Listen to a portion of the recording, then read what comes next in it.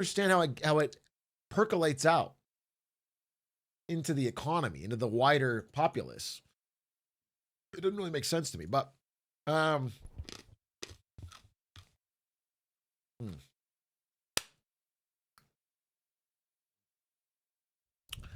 this is a because the new people, what they say is recession indicator. The new frogs, they go, this is a main channel video, recession indicator, and that's what they say. But somehow when they come to chat, they still say glizzy. Where does this instinct come from? I really don't quite understand it. I don't. Been waiting all day for an Atrioc stream, my new favorite. Well, I'm glad to be here for you. How the hell's everybody doing? What's going on? How's your day? What's the vibe? Loki the Terror, thank you for the 31 months. Pseudo Apartment Get, thank you for the 21 months. It's called programmer humor. Seek Kioso, thank you for the 4 months. Big A, did you see there's a $6K tax deduction available for America's most deserving class in the big beautiful bill, aka people over 65? I'm so glad we're helping people who need it the most. Yes, dude. Finally, a tax break for the boomers for once. They worked so hard. They receive so few of the spoils, only like 92% of all the wealth in America. And we'd fucking try to tax them. It doesn't make any goddamn sense. I really think we need to ease up on that. Give them a fucking break for once. Gen Z, you can pull your weight a little more. Millennials, you can pull your weight a little bit more. Okay? Pay more of your income so they can have a nice old age. Always wonder if everyone realizes you're sarcastic. I'm never sarcastic. That's the you think you're the one who's in on the joke, but we don't understand is that I'm being dead serious all the time. You think you're like laughing along with me at like an inside joke, but I'm actually pushing this narrative 100%. And I'm trying to find like-minded people. I'm trying to make sure that people know that I sincerely would like to cut taxes on boomers only. Anyway, so someone let me know what the fuck's going on. What's going on in one of your days? Just random person, something happened in your day. 60 today for the 12 months. As a fellow Mexican, you're going to cover the Mexican protest? I did cover it.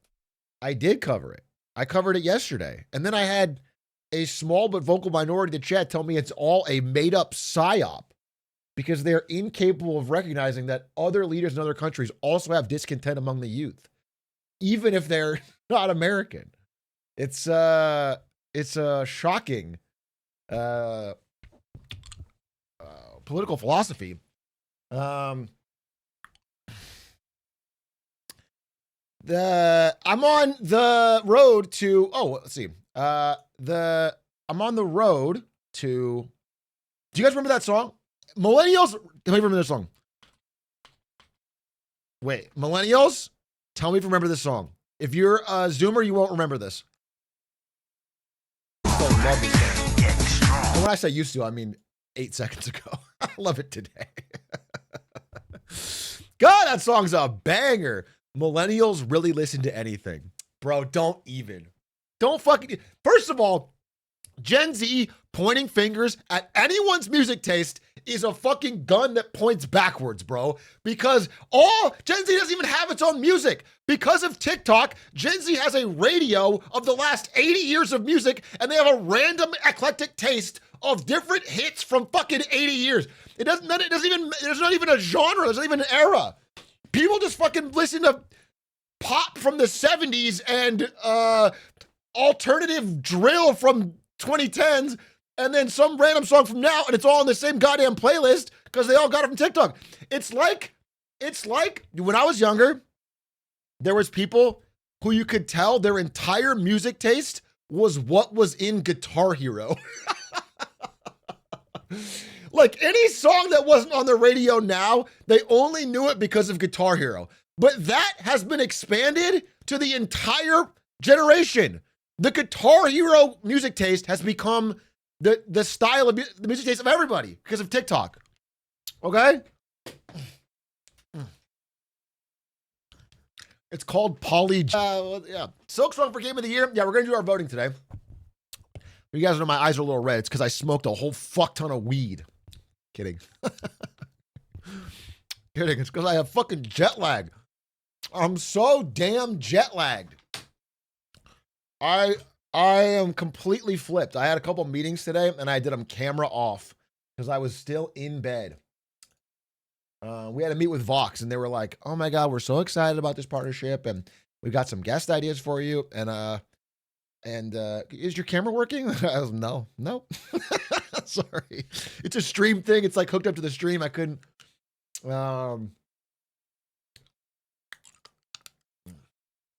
Good sleep score?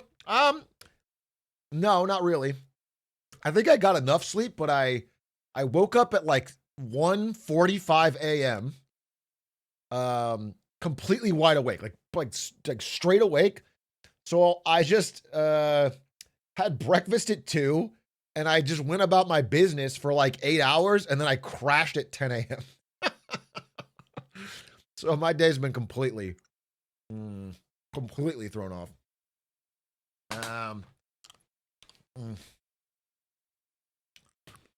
Completely.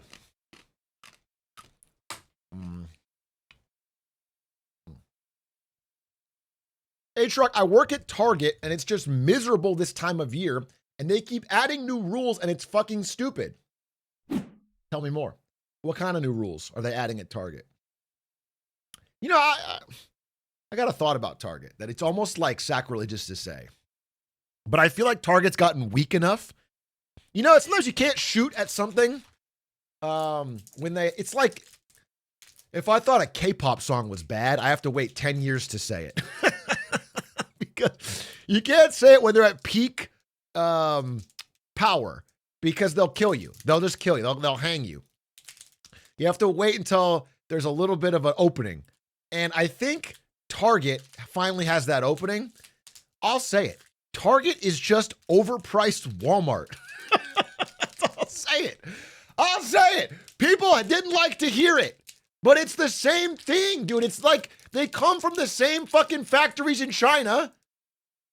They just mark it up more. Maybe there's a few things that aren't there, but essentially it's the same thing. They've taken Walmart and they've changed the aesthetic to be more appealing. But that's the same thing. It's the same thing.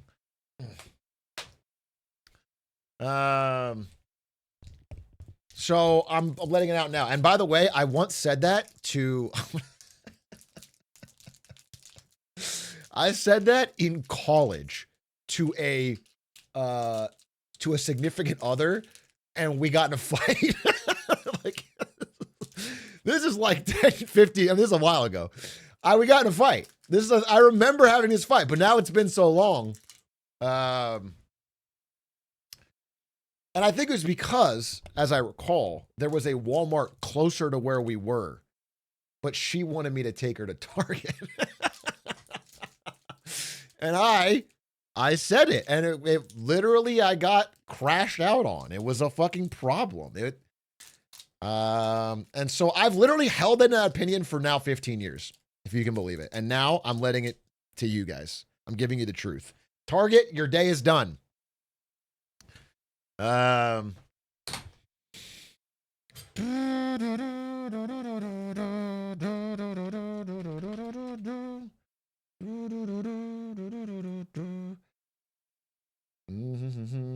Con R4KK, thank you for the prime. I wasn't blowing you a kiss. Or maybe I was. If you really, that's what keeps the primes flowing. I was not blowing you a kiss. I was trying to do a thought thing and then I made a sound as it. Nitrion, thank you for the 7 months. Could you check DMs or something real quick? Oh, boss is here, guys. Everybody, boss is here. Look busy. Look fucking busy. The warden's here. Cracking the whip. Oh, Lord, dude. What do I gotta fucking do now?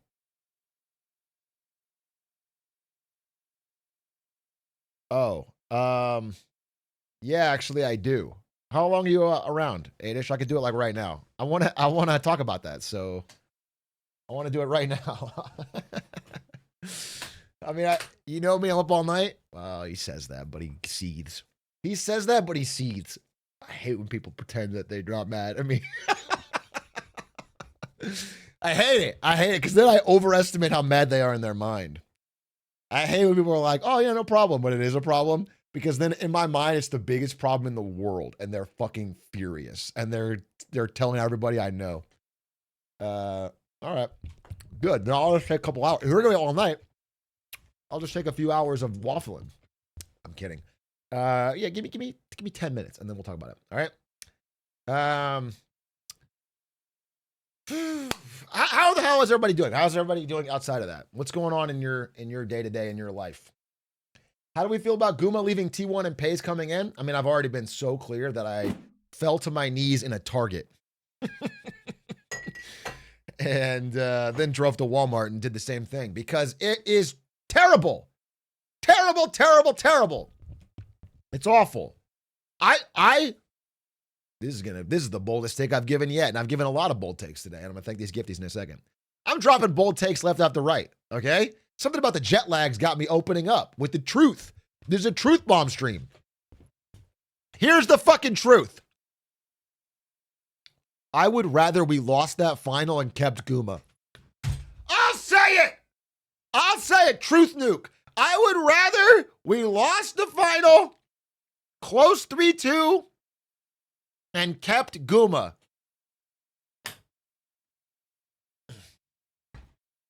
What's another trophy in a case full of trophies compared to the power of friendship? Do you know what I'm saying? It's not I don't care about the trophy as much as I like seeing a team that bonds together and defies the odds. You're not on the team. I am on the team. Okay? Faker is my best friend. He talks to me all the time. Thread guy, thank you for the gifted. 25 gifted. Thank you very much. Okay? Maybe you're not on the fucking team. I'm on the team. I have a Faker shirt. I have a Faker tattoo. I got a little Faker miniature right here. And I talk to it every night, and we're on the team, okay? So, don't you fucking pretend. And now I gotta watch fucking HLE rebuild the T1 lineup minus Faker? What is that about?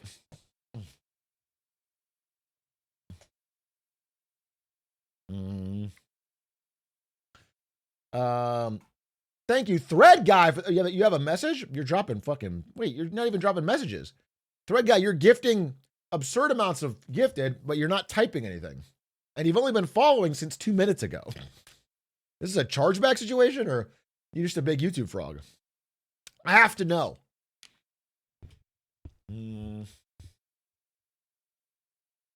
Money laundering? The most inefficient money laundering I've ever heard. Dude, money laundering is a solved problem in 2025. You understand? It's called crypto. Even the president does it. Crypto can handle all your money laundering fucking deal. You don't need to do anything fancy. You don't need a fucking washing machine. You don't need a car wash. You don't need a fucking... You can do it all.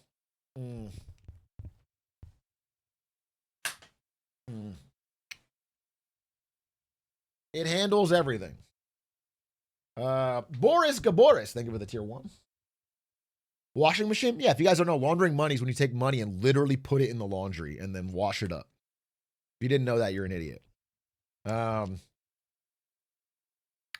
Lace them up, it's going to be a long night. Why? What? It's ominous. What does that mean? You trying to kill me, Inspector Gore? What does this mean? Lace them up is going to be a long night? I don't care. I just wanted to say it. Bro just wants to make an entrance. Well, relax, bro. Relax. Don't throw me on any fucking... I'm already on edge, dude. I'm already on edge. What was I going to say? Bro. Mike Green still hasn't followed me on Twitter. I'm getting pissed about it. Okay? I got a friend of his to personally email him with a vouch. Where's the follow? This is crazy. Dude, I see this guy. He's doing, I'm not trying to fucking big dog here. I see him doing podcast interviews that get, I'm not kidding, 300 views. And then I get Melody Wright, the biggest interview she's ever done in her whole career, 400,000 in like 2 days. And now I can't get him to talk. It's just annoying, but I think, Ego Andy, it's not Ego Andy. It's not Ego Andy. It's the idea that if they are that smart, which they are, and they have something really interesting to say, and I'm an actual fan, I've read all of their shit line by line. Anything I don't understand, I take fucking hours to make sure I understand it. I have to fucking Google things. I got to fucking chat GPT things. And I would like to interview them. Actually, just him.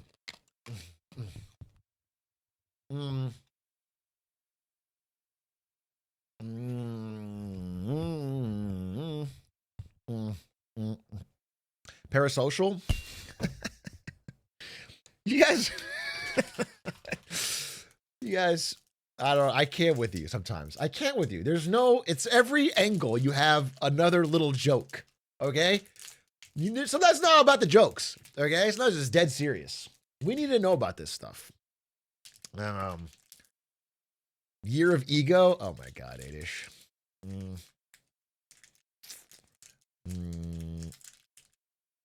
The quality of views matters too. Those 300 views are all Giga Nerd CEOs, and the 300K are broke ass big A viewers. No, the 300K, I promise you, it's like 45-year-old boomers that own fucking, I don't know, some dumb investment. And I showed you a video to my I'm sorry to keep eating candy on stream, by the way. First of all, it's not Year of Health pilled. Second of all, it's probably loud in the mic. Third of all, it's really tasty. You say we're going to get quick candy? Bro, I feel like the people around me in my life don't want me to succeed. Can I say it? Can I say it? I feel like the people around me don't want me to succeed because I was gifted this fucking candy despite the fact that I've told everybody I don't want any more candy in my life. So how is that fair? If he drops candy, he's picking up Coke? No, I swear to God. Once I drop candy and bad sleep, it's over for the rest of the world. It's over for them. I'm unstoppable. I've already done so much with these handicaps. Really, I'm oppressed. Really, nobody's had it harder than me. I think we can all agree on that. And now, banana milk is ass. Oh, now you're just fucking rage baiting. Come on, guys. Let's get it together, huh? Let's have a little bit of decorum around here. Let's not fucking. You always need at least one vice. No, my vice is going to be like when you're interviewing for a job. I guess I work too hard. That's my vice. I guess my biggest weakness is that I care too much. That's going to be my fucking,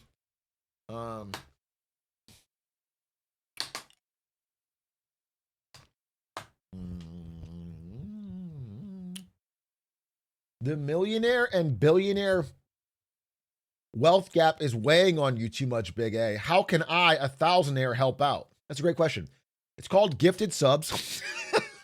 And it helps me get infinitesimally closer to Jeff Bezos.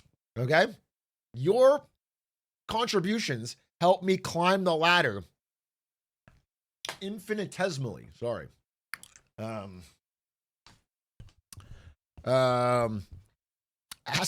Actually, speaking of Jeff Bezos, while we're on the subject, the GOAT's back.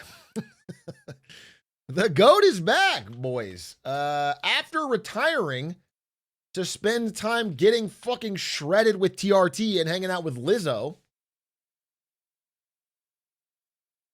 from Amazon, Jeff Bezos decided to throw his hat back in the ring. He is coming back as co-CEO of some AI company called Prometheus.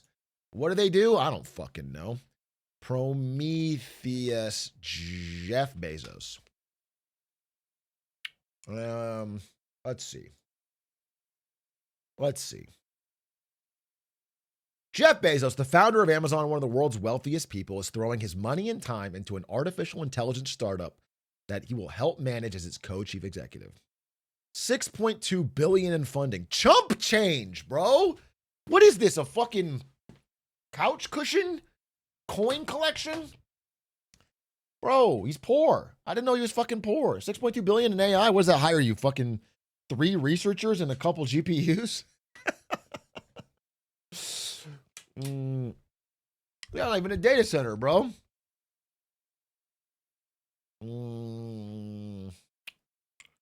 He had an extravagant, celebrity-filled wedding in Venice. His new company now firmly plants him in the middle of that competition. What are they trying to do? It just says they're entering a crowded AI market, but what is their goal?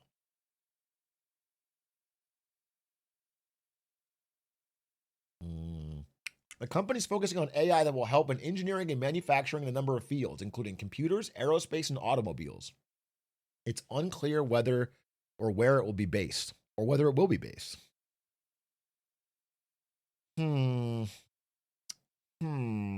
AI to robots? All right, well, we'll have to see. Anyway, he's back. I mean, he was remarkably successful during his time at Amazon. Although I will say, when did he leave? I feel like the majority of the capital appreciation has happened under the tenure of Andy Jassy. Much like Tim Cook for Apple.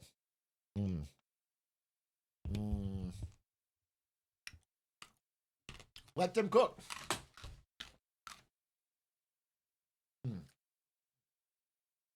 Speaking of Tim Cook, I think he's retiring. Tim Cook, retiring. I believe Tim Cook is retiring in early 26. Jesus.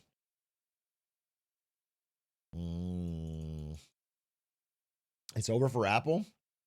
That would be a pretty bad sign because Apple has had look.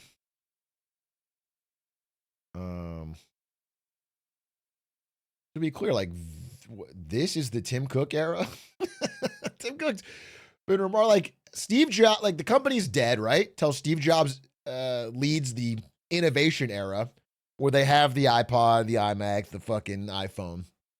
And that brings him back to profitability and greatness. And then Tim Cook takes over and doesn't innovate anything, but just ruthlessly focuses on supply chain and distribution and app store lock-in and all that stuff's incredibly profitable. So it works, and then they grow massively. But they've kind of reached the peak of that. I mean, iPhone sales don't, you can't grow them year over year once you've got the entire global market.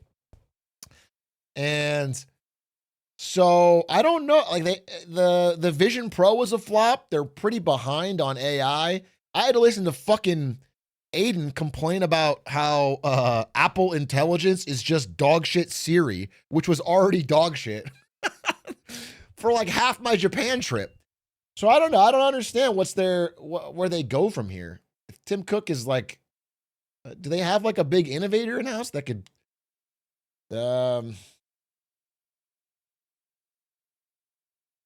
I hope the new CEO of Apple is Emmett Shear. Oh, bring back the Twitch goat. All step at the plate. Adish would kill the work culture there. They would work too hard. If Adish was CEO of Apple, everyone would quit because he's a slave driver. Hey, Big A, I will eat the Apple logo. Wait, sorry. Trisky, they have the 65 months. I heard Steve Ballmer's coming back for one last job. Dude. Steve Ballmer. Steve Ballmer, forced out of the NBA over Kawhi Leonard scandal allegations, goes back to be CEO of Apple. One last sweaty developers chant. Tim Cook steps off stage. The lights go dim. I've had a great run as CEO of Apple, but there's always been one thing missing. one group who we weren't serving as well as we could. And then the light clicks on and it shows the silhouette of a sweaty Steve Ballmer. And then you hear the microphone, developers. And then everyone starts stomp clapping.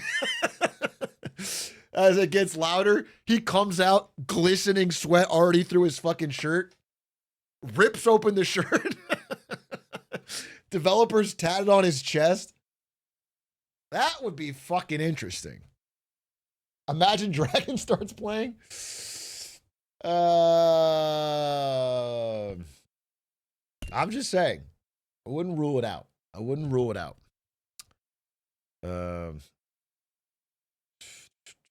Hey, Atrioc, who are you voting for on the Epstein list? I don't think it works like that. I know that there's the Game Awards vote, the Streamer Awards vote. I don't think the Epstein list is a vote. You're not voting for your favorite pedophile. I think it's more about finding and punishing the perpetrators of heinous acts. But I could be wrong because they haven't released it. So, actually, let's talk about that. So okay. Look, breaking news as of today. Breaking news. Live updates. The Senate has voted. I'm sorry. Yeah, what was the ratio on the vote? The House approved the vote. I'm sorry. 427 to 1. I believe the Senate is also. The yeas are 427. The nays are 1. 2/3. Dude, who is the one nay on the Epstein vote release? I mean, who's the one nay? Clay Higgins? That's just a bad look, Clay. Even if you had, I can't imagine what reason you'd have, but even if you had some legitimate reason, you gotta read the vibe of the room. Do you know what I'm saying? You gotta read if you see that everybody's voting, yeah, release it. Don't be the one guy who's like, he tweeted on it. Wait, let's see what, I mean, we gotta hear him out. Clay Higgins, Twitter.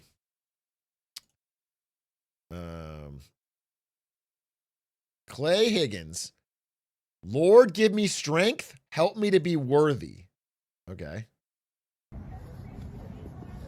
Monday night in D.C.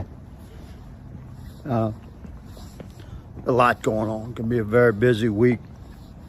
Just keep in mind, America, that, you know, we have to try to do the right thing, even if it's like difficult. We have to try to do the right thing at all times. So that's what I shall continue to do. This is the video from right before he voted no. This looks like the fucking Riddler in the Batman movie, dude. What is this fucking steady cam walking at night? I'm going to do the right thing. That's insane. That's insane because the argument that you're protecting victims would only be feasible if the victims were telling you, yeah, please don't release it. But the victims are out there every day in front of the House of Representatives protesting to get it released.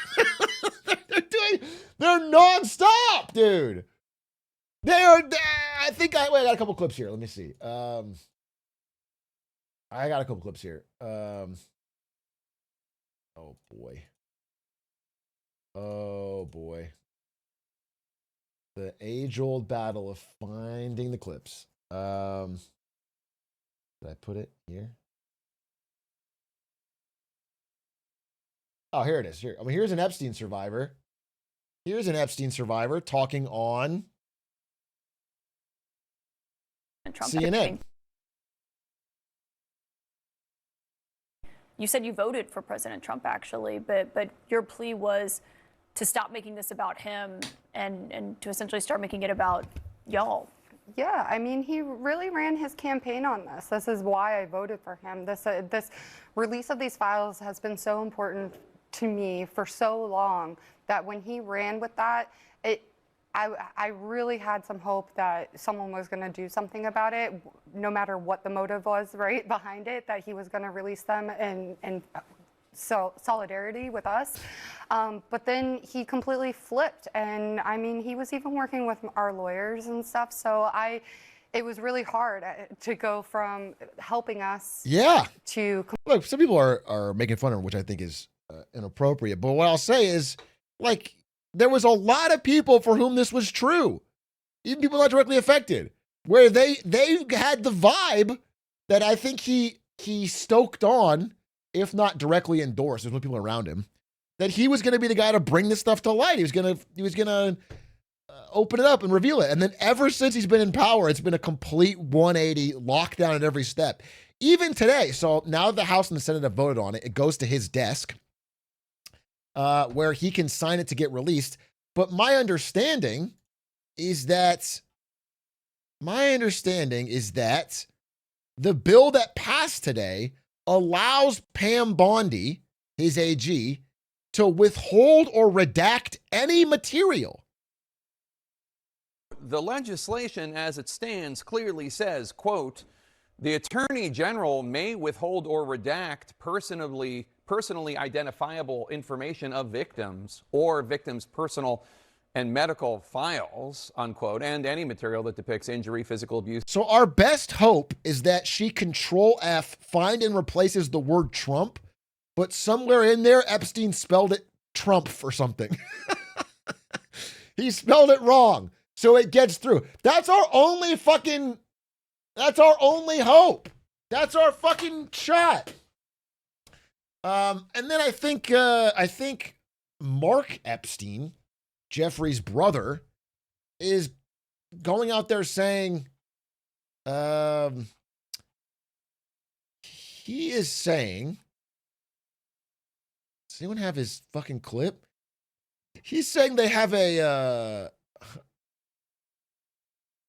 recently told a facility in Winchester, Virginia, where they're scrubbing the files to take all Republican names out. What I do want to talk about is I've been recently told the reason they're going to be releasing these things and the reason for the flip is that they're sanitizing these files. There's a facility in Winchester, Virginia, where they're scrubbing the files to take Republican names out of it. That's what I was told by a pretty good source. What I do want to talk about. I mean, I don't know what his source is, but it all smells suspicious, right? It's a 180.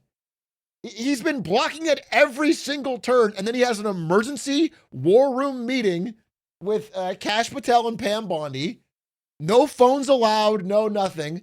And then all of a sudden they come out and they flipped, and he's pro-releasing the files, which he was gonna lose the vote anyway. So he's acting to be like he's on board. And then everyone votes for it now, despite having blocked it nonstop for the past few months. Everyone goes, I was for releasing this the whole time. And now that it's about to be released, there's all this suspicion. And again, the way it's written is that you don't get the full unredacted files. You get what Pam Bondi wants you to see. So I'm frustrated with this, even if it is progress. My biggest hope, and this sounds crazy, my biggest hope is incompetence. That there's incompetence involved in this that allows the truth to get out. That's my biggest, and it's not that crazy to bank on, but I think that's the best shot in the short term. Anyway, it's forwarded to Trump's desk for his signature. Now, again, what's interesting is, like, if Trump wanted to, he could release these at any time. So this whole dog and pony show of doing it through the House and the Senate and doing it as a bill, you know, it is obviously sus on its own. And I think he's been asked this question and, of course, snapped about it. I don't think this is the one where he calls the reporter a piggy. But, yeah, this is the one where he's talking with MBS. Mr. President, why wait for... Let's see. Is that pretty good? Mr. President, why wait for Congress to release the Epstein files? Why not just do it now? You know, it's not the question that I mind, it's your attitude. I think you are a terrible reporter. It's the way you ask these questions. You start off with a man who's highly respected, asking him a horrible, insubordinate, and just a terrible question. He's been crashing out on reporters this whole week. Again, I don't know if someone has the clip, but some reporter asked him a question about the Epstein files. He calls her a piggy. There's another reporter that asked a question about it, and he ranted about their outlet. I think it was Bloomberg or whatever. But insubordinate is crazy. That's not, the press is not supposed to be the subordinate of the White House. That's the fucking point. And you could even ask that same. However, normally I'd crash out on him, but all this gold is rather soothing. At first, I'd be mad that this guy is fucking soiling the oath of office and destroying the Fourth Estate. But I mean, all this gold makes me think he knows what he's doing. Makes me think he's kind of a powerful man. It looks classy, you know. It reminds me of, I think I've always wanted the White House to look like a narco-terrorist fucking compound. I've always thought that was the height of classiness. And so I think that we're getting to a really good spot. Same exact question nicely. You're all psyched up. Somebody psychs you over at ABC. They're going to psych it. You're a terrible person and It's fucking crazy. She just asked you, like, why not release the Epstein files now? That was it. That's the question. He's crashing the fuck out. And by the way, this is a very small thing at this point, but it is so wild, again, to be doing this while meeting with another world leader. I don't understand why we constantly have these press conferences while someone else who's visiting sits there on the side. I don't ever get it. It doesn't make any sense. They never talk about U.S.-Saudi relations. terrible reporter. As far as the Epstein files is, I have nothing to do with Jeffrey Epstein. I threw him out of my club many years ago because I thought he was a sick pervert. But I guess I turned out to be right. But you know who does have? Bill Clinton. Yes. Well, look at that. Shot in the dark. I just did a shot in the dark. I had a bad vibe about him. Bro, the amount of photos you got with Epstein. Amount of connection. The fucking birthday book. It's just so wild to pretend like, I barely knew him, but had a weird feeling. Larry Summers, who ran Harvard, was with him every single night, every single weekend. They lived together. They went to his island many times. I never did. Andrew Weissman, I hear. All these guys were friends of his. You don't even talk about those people. You just keep going on the Epstein files. And what the Epstein is a Democrat hoax to try and get me not to be able to talk about the $21 trillion that I talked about today. It's a hoax. Now, I just got a little report, and I put it in my pocket, of all the money that he's given to Democrats. He gave me none, zero, no money to me. But he gave money to Democrats. And people are wise to your hoax. And ABC's, your company, your crappy company, is one of the perpetrators. And I'll tell you something. So why not just sign it now? I think the license should be taken away from ABC. Jesus Christ! Because your news is so fake and it's so wrong. And we have a great commissioner, the chairman, who should look at that. Because I think when you come in and when you're 97% negative to Trump, and then Trump wins the election in a landslide, that means obvious. Dude, it's beyond parody. Someone asked you a very simple question. Why are you not releasing the Epstein files? You have the power to do it. And your answer is to insult them, insult their station, call them a terrible person, then say you're going to ask the commissioner to try and get the ABC broadcast license revoked is fucking crazy. I mean, it's like cartoonish. Your news is not credible, and you're not credible as a reporter. So I've answered your question. You should go and look at the Democrats who received money from Epstein, who spent their time. Larry Summers was with him all the time. It's just nobody Nobody. I don't even think fucking in their heart of hearts, the most diehard Trump people believe that Epstein was a one-party guy.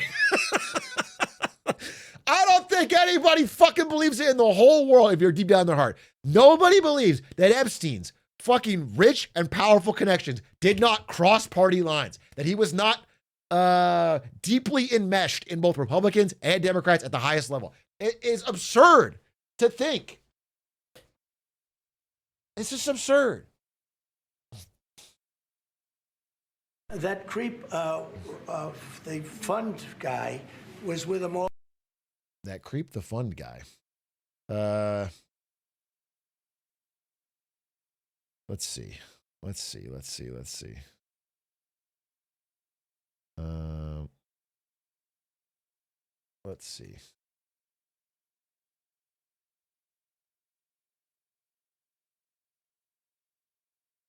Where's the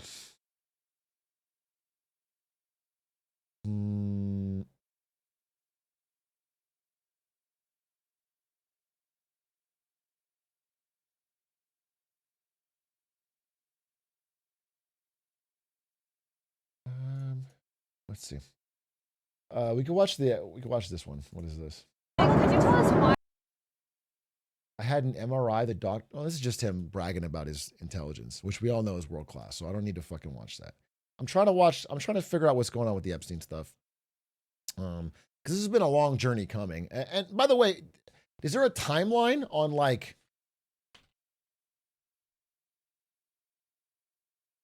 I mean, this is a timeline of Trump's shifting stance. This is kind of interesting.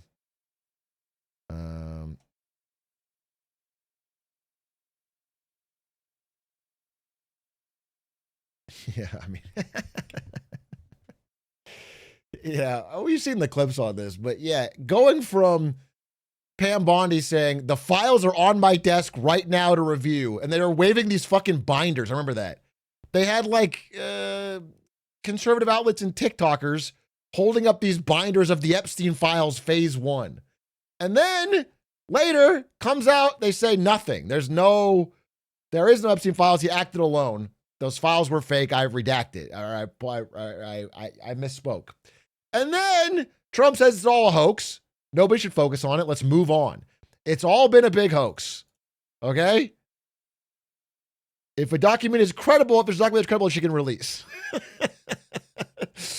Whatever's credible, she can release. So you can only release some Epstein documents if they meet a standard.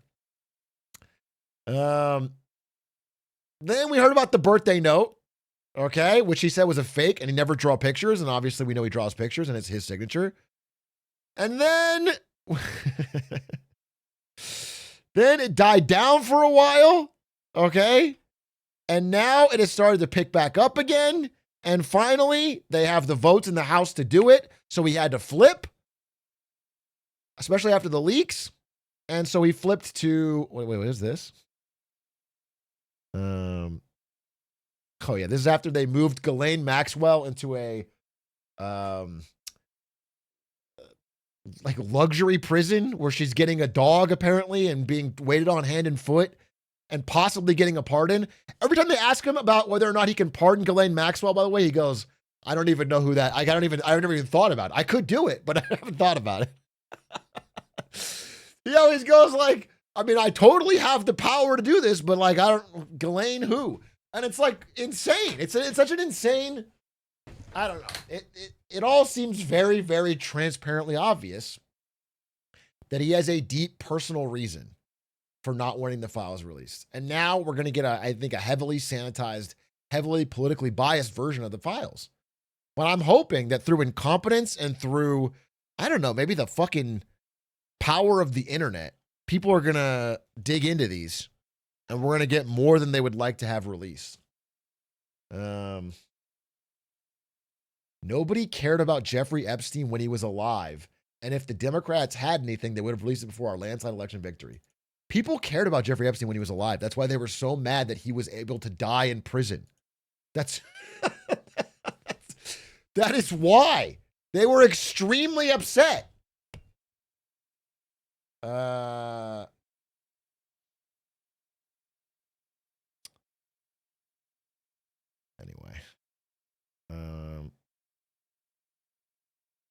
I want to see the Marjorie Taylor Greene post. As I said Friday night aboard Air Force One to the fake news media, House Republicans should vote to release the Epstein files because they have nothing to hide. That's so funny because you've said the opposite so many times.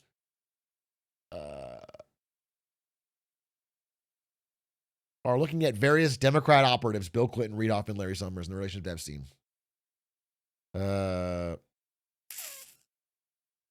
All I care about is Republicans get back on point, which is the economy, affordability, where we are winning big. That's another thing, bro. This is like not really related to the Epstein discussion so much, except that I think it makes him weak on people are broadly less interested in defending him because of the big push lately to say that we're in a golden age of affordability, which is just, I think I have a quote. I wonder if I could find this. I'm trying to, give me a second to find this. This was like the post I did right after the election. I'm trying to find, what would I have called it? I wish I had a librarian. Did I call it like What Now or something? Maybe this. Hello. In a major way in the aftermath of, okay, this is the video. This is the day after the election. A terrible Hoover administration and the visit hopes future elections if he doesn't live up to his promises, which I think he won't. You know what it reminds me of exactly is when I made that video when Elon Musk first bought Twitter. And I said, bro, let's give him a shot. It can't get any worse.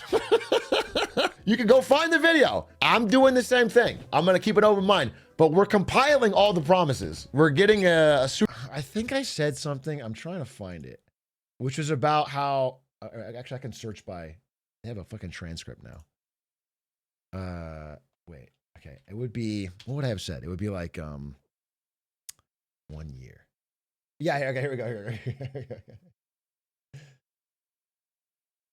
I want to speak almost to Trump voters, like just to keep your mind open, bro. Because here's what I think is going to happen. I think we're going to flash forward exactly 1 year from now. You can almost clip this. And there's going to be people who agreed with me. Right now, the economy's bad, bro. Even if the stock market's up, like regular people are getting screwed. And in 1 year, they're going to be like, the economy's great, bro. Look at the stock market. He's fucking 100. And by the way, when is this recorded? November. It's 1 year. 1 year. 1 year. 1 fucking year. It's been 1 year, and it's exactly what happened. Exactly what fucking happened, bro. And you got Trump and some dire Trump supporters coming out there and saying we're in some fucking golden age. He's posting, the White House is posting like, White House is posting.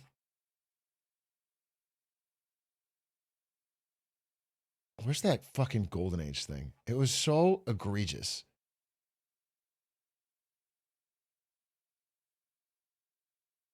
They post too much. This is crazy. When I'm scrolling, they post too fucking much. The White House tweets 400 times a day. Jesus Christ. Oh, with the men and I mean, this one, the fucking the speech, not to McDonald's employees, by the way. That's who he spoke to during the election when he did the whole I'm working at McDonald's thing. You know, it was a fucking PR stunt, but it was kind of humbling, relatable, rich guy working at McDonald's. Now he's speaking to franchise owners, talking about how it's the fucking golden age. This isn't even what I was thinking of, though.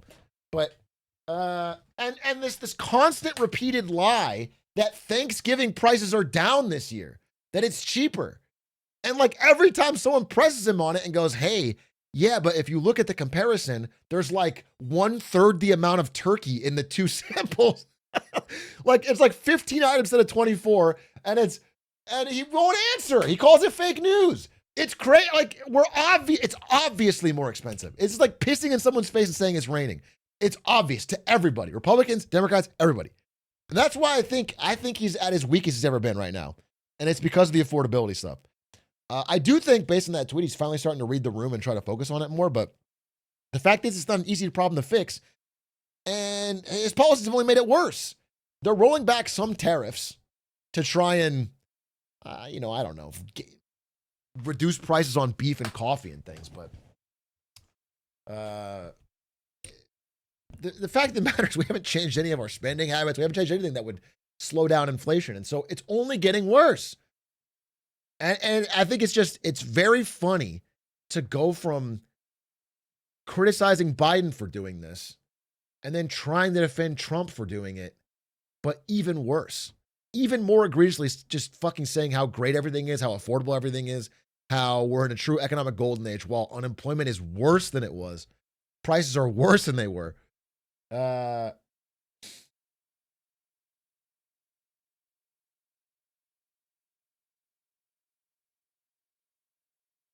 Yeah, it's crazy. I want to give a little wait, that's not the one.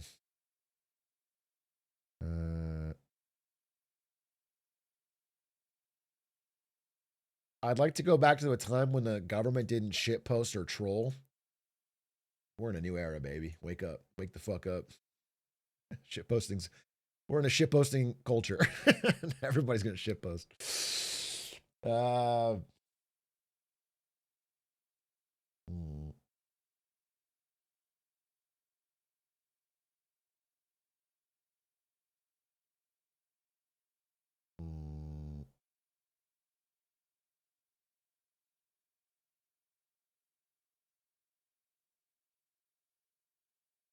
New meta, get used to it.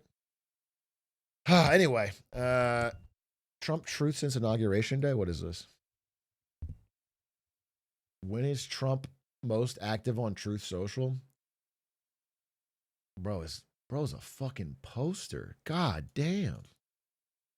Bro is a fucking poster. No, 6 p.m., bro. He goes crazy at 6. 250 posts.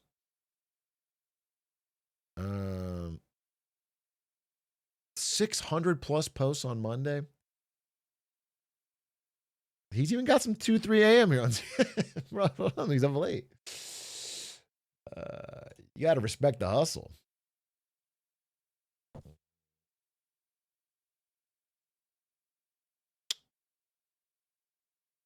Our leaders are somehow our most chronically online. Yeah, I guess. So I was hoping I could see. There was some speeches from the victims. I wanted to hear what they were saying about this release. For Trump, Epstein is the story that won't go away.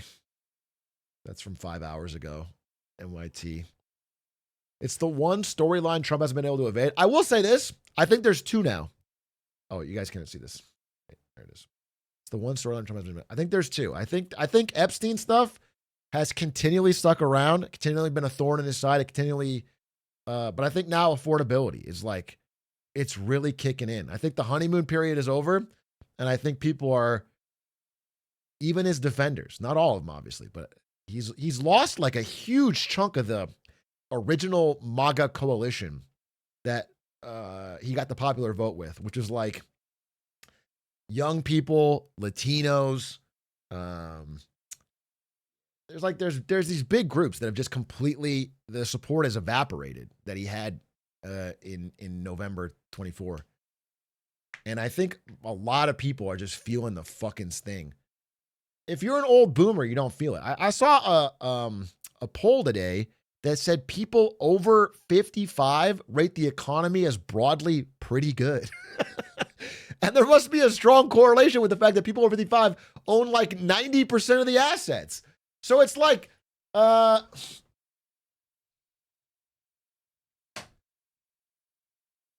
it's just, I think getting more and more clear to people, and they're getting more and more angry. Nothing Trump has tried to do to get out of the news has worked. He sought to distract from the files. He tried to bully House Republicans into killing the effort to get him released. When his attempts failed, an increasingly frustrated Mr. Trump threatened primary campaigns against GOP members who cross him, and even accused one of his biggest supporters of being a traitor. See, that's Marjorie Taylor Greene. Marjorie Taylor Greene, I think, has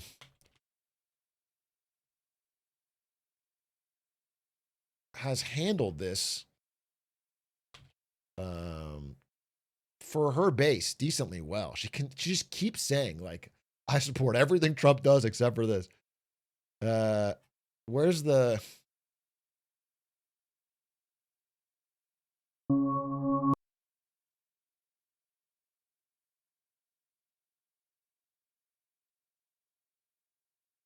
like this Speaker to pass the agenda that the American people vote for. That's the agenda that I fought for. Those are the campaign promises I made. And I can disagree with the president at times, especially particularly this past Monday on the Marines' 250th anniversary. Oh, that's the wrong one. That's not the Epstein one. But I will say, like, whatever. I'm not a Marjorie Taylor Greene supporter. But, you know, we're reading this book when everyone knows that everyone knows. It's about common knowledge and how that influences society and, you know, kind of changes people's ability to move things. And one big thing it mentions is how acts of dissent like this are hugely impactful. Even if it seems like one person, if she goes against the party line or the entire lockstep with Trump and doesn't get destroyed, it completely opens up the field for other people to dissent. It's actually a very powerful move. And it like punctures the invulnerability. So I would say it's just a sign. It's a sign of, I think, his weakness more than anything.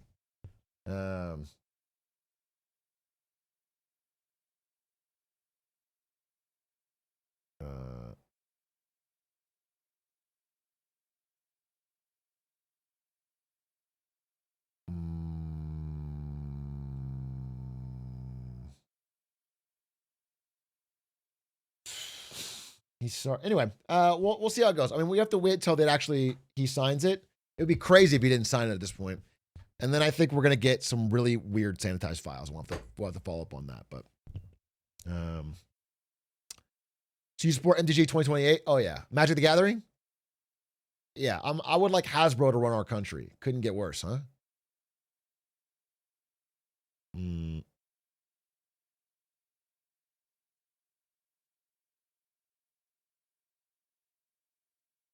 That might be worse. What if we see the company Hasbro on the Epstein list? Hasbro would at least milk all the boomers for all the money they have. I feel like Hasbro's been way better at milking millennials.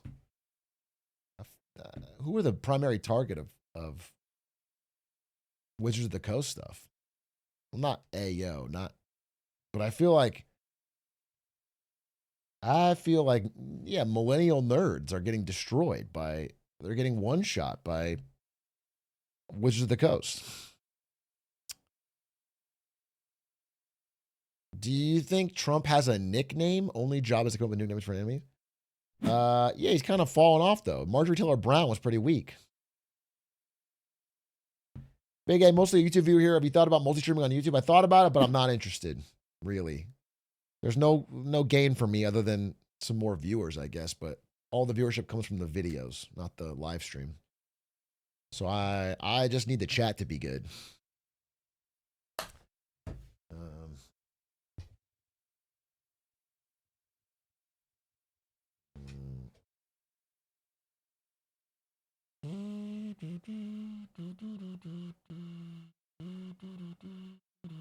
Well, we're cooked then. Why does it even matter that he wants to release the list? That's the fucking crazy thing. Is he's pretending like he was for releasing the list the whole time. But obviously he had a massive crash out on Marjorie Taylor Greene for wanting the list to be released. That was the whole point of the fallout, was that she wanted it to be released and he was telling her to stop, and then she didn't back down. So there was a whole fucking blow up where he called her a traitor and a fucking rhino and falling for a Democrat hoax, and now he's for releasing the list and yet still hates her. Doesn't make any fucking sense.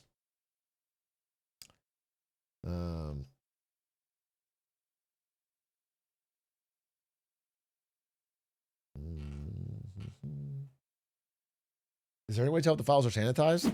I have no fucking idea, bro. I don't know how it works. This is the first gigantic pedophile ring file release ordered by the House and the Senate in my lifetime.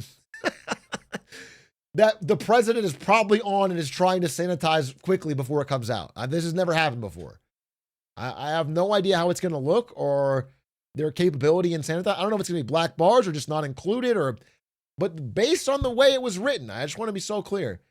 Pam Bondi can choose to not release any part of it as part of a like ongoing investigation or whatever. So,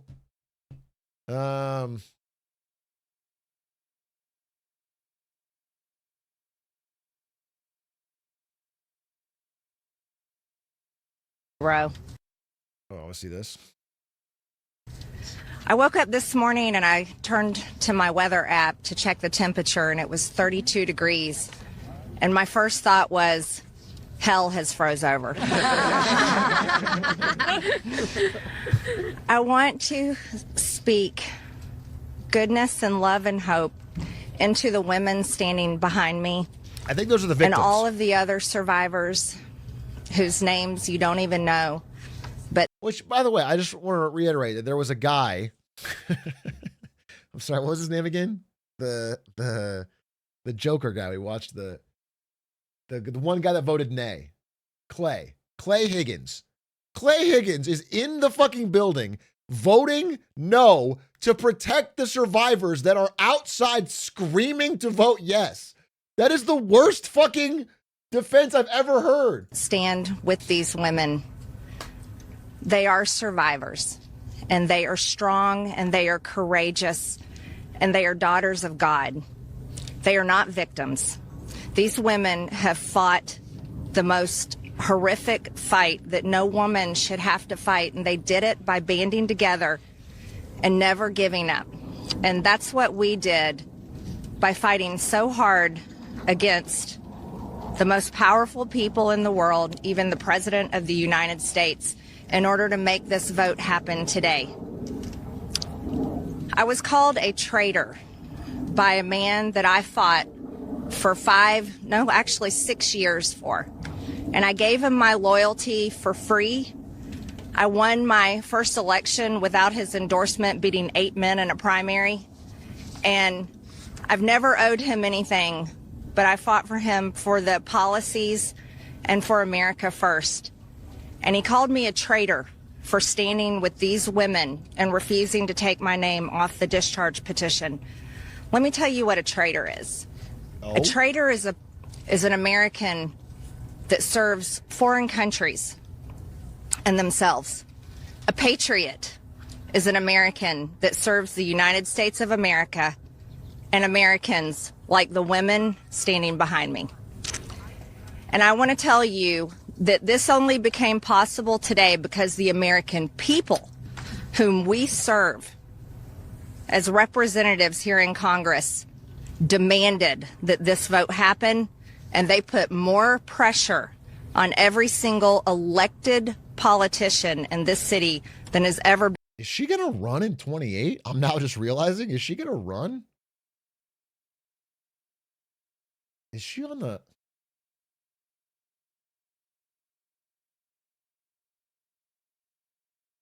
Been put on them.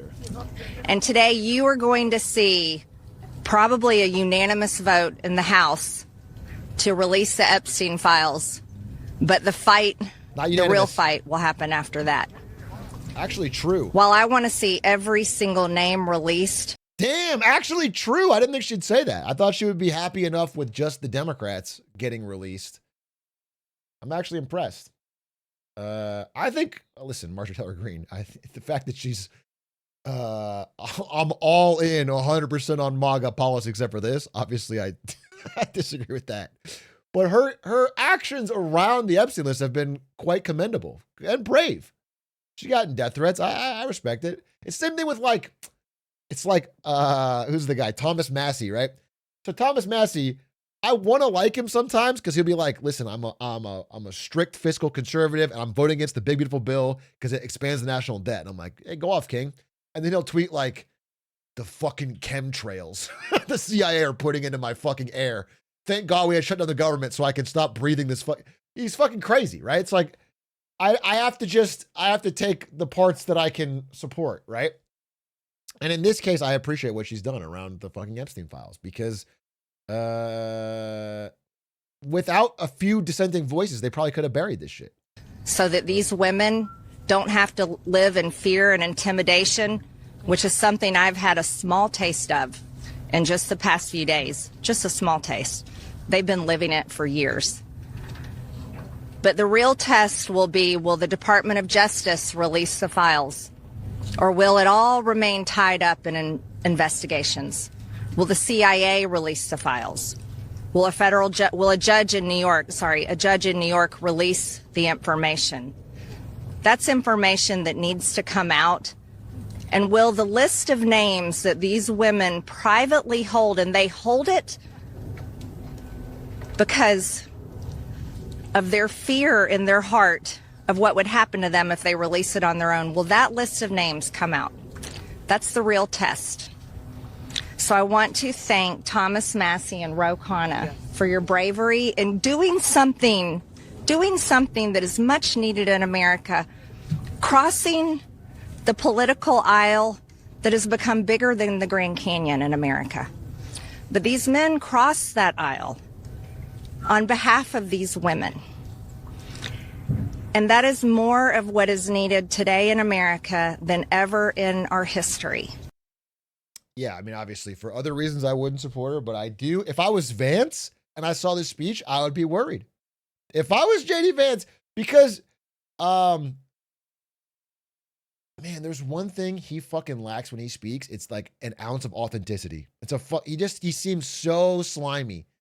He seems so going with the wind, and she's got more of like what Trump had, you know? She's got a little bit of the Trump something.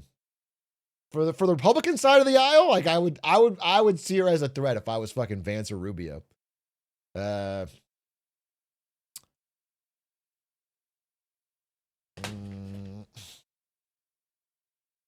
He's literally Aaron Burr reincarnated. Yeah, Vance does give Aaron Burr vibes. He does.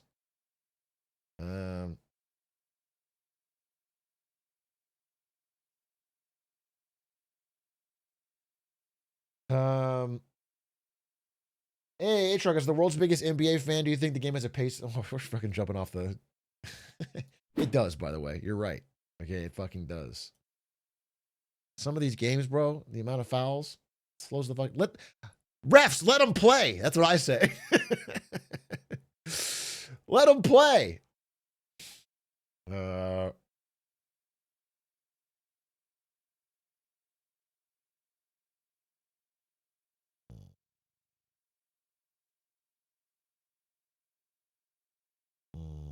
Give your detailed thoughts on the new TFT season. I haven't played it. Do you think that even if redacted, those who do go down can drag others like Trump down with them? We don't know. I don't know how it's going to play out. All I know is we're at a precipice now because the ideal outcome for Trump seemed to be that nothing was released and we bury this and move on. But through the tenacious effort, primarily of the survivors for keeping the story out there, but through a few politicians and the public pressure, eventually we have now gotten to a release vote. So that means something's going to come out. And if that something indicates there's a lot more to the story, hopefully the pressure continues. I'm happy that someone on the Republican side of the aisle, like MTG here, is saying they want the full thing, unredacted. And that's good. Because they're going to try at this point a Hail Mary, I think, to just put out a few key names, put out Bill Clinton and fucking Reid Hoffman or whatever, and go, look, that was the list. That was the fucking, that's all Jeffrey Epstein did. And the hope would be we get the full fucking thing. Everybody. The fact that they attempted to tell us that he fucking worked alone for decades is crazy. There's clearly powerful people. Do you think Ludwig's song helped to release the list? Well, here's what I'll say. There was this big buzz of Epstein release energy, and then Trump tried to kill it, and it sort of died off. And then Ludwig put out a really powerful anthem, if you will.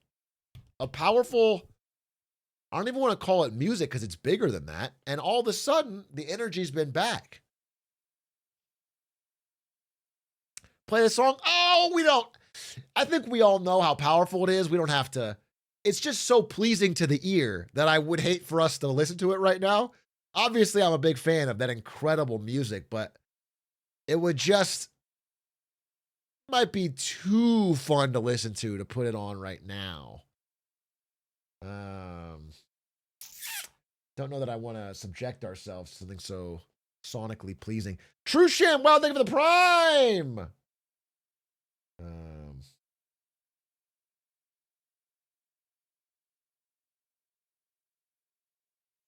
True Sham, wow, thank you for the prime. I did want us to watch. I mean, I could have watched the MBS thing. As far as I know,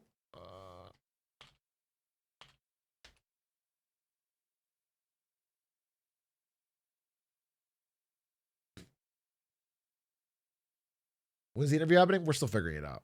We're still figuring it out. Please watch it. It's insane. I'll watch a bit of it. I'll watch a bit of it. But I want to watch, there's like some pretty great new vids out. I wanted to watch, there's a Good Work CoffeeZilla collab that is supposedly pretty sick. That we've seen for a foreign dignitary in this second Trump administration. This is the Crown Prince's first visit to the U.S. in 7 years. The two leaders expected to discuss increased cooperation. Let's listen in. Very good friend of mine. And so I want to get some context here. MBS here, Mohammed bin Salman, who's I think 40 now, young, powerful leader, Saudi Arabia, became persona non grata here in the White House after almost assuredly ordering the murder of journalist Jamal Khashoggi. All right, he ordered the journalist murder. He was chopped up and killed. And then the Biden administration no longer wanted to have him come by and talk to him. And now we find ourselves in 2025. Now, this is tough because there's an argument you could make that the importance of the country, you know, like you're not going to be able to unilaterally decide who's the leader of a fucking major Middle Eastern power. So you're going to have to possibly do diplomatic meetings with them. It's not insane. Like, Putin's definitely murdered people, but I wouldn't actually be mad at Trump for meeting with Putin to try and discuss the Ukraine war. It's not, I don't think that's crazy. I don't think it's actually an insane thing to do to meet with him. However, my understanding is that during this meeting, he pretends like the murder didn't happen or that MBS knew nothing about it, which is absolutely insane. Like, you don't have to, you can have the understanding of geopolitical realities and then the need to meet and have some kind of relation with another country without running PR for them. I'm very proud of the job he's done. What he's done is incredible in terms of human rights and everything else. And he's the Crown Prince, the future king, and I just want to pay my greatest respect to your father, the king, who is an amazing man. I met him early on. He greeted me at the airport at an age that was pretty high up there. It's fucking crazy to open with great things you're doing with human rights. Of all the things Saudi Arabia is doing, I don't know about the great things with human rights. They're doing great things with spending money on sports. They're doing great things with trying to build gigantic billion-dollar pits in the desert. That one should be called the line. They're doing great things with Beastland. But are they doing great things with human rights? I'm not 100% certain that would be top three. And it was about 117 degrees, and he was standing on the red carpet as I came out of the plane. And he's amazing. And when I met his brilliant son, it was at the Oval Office.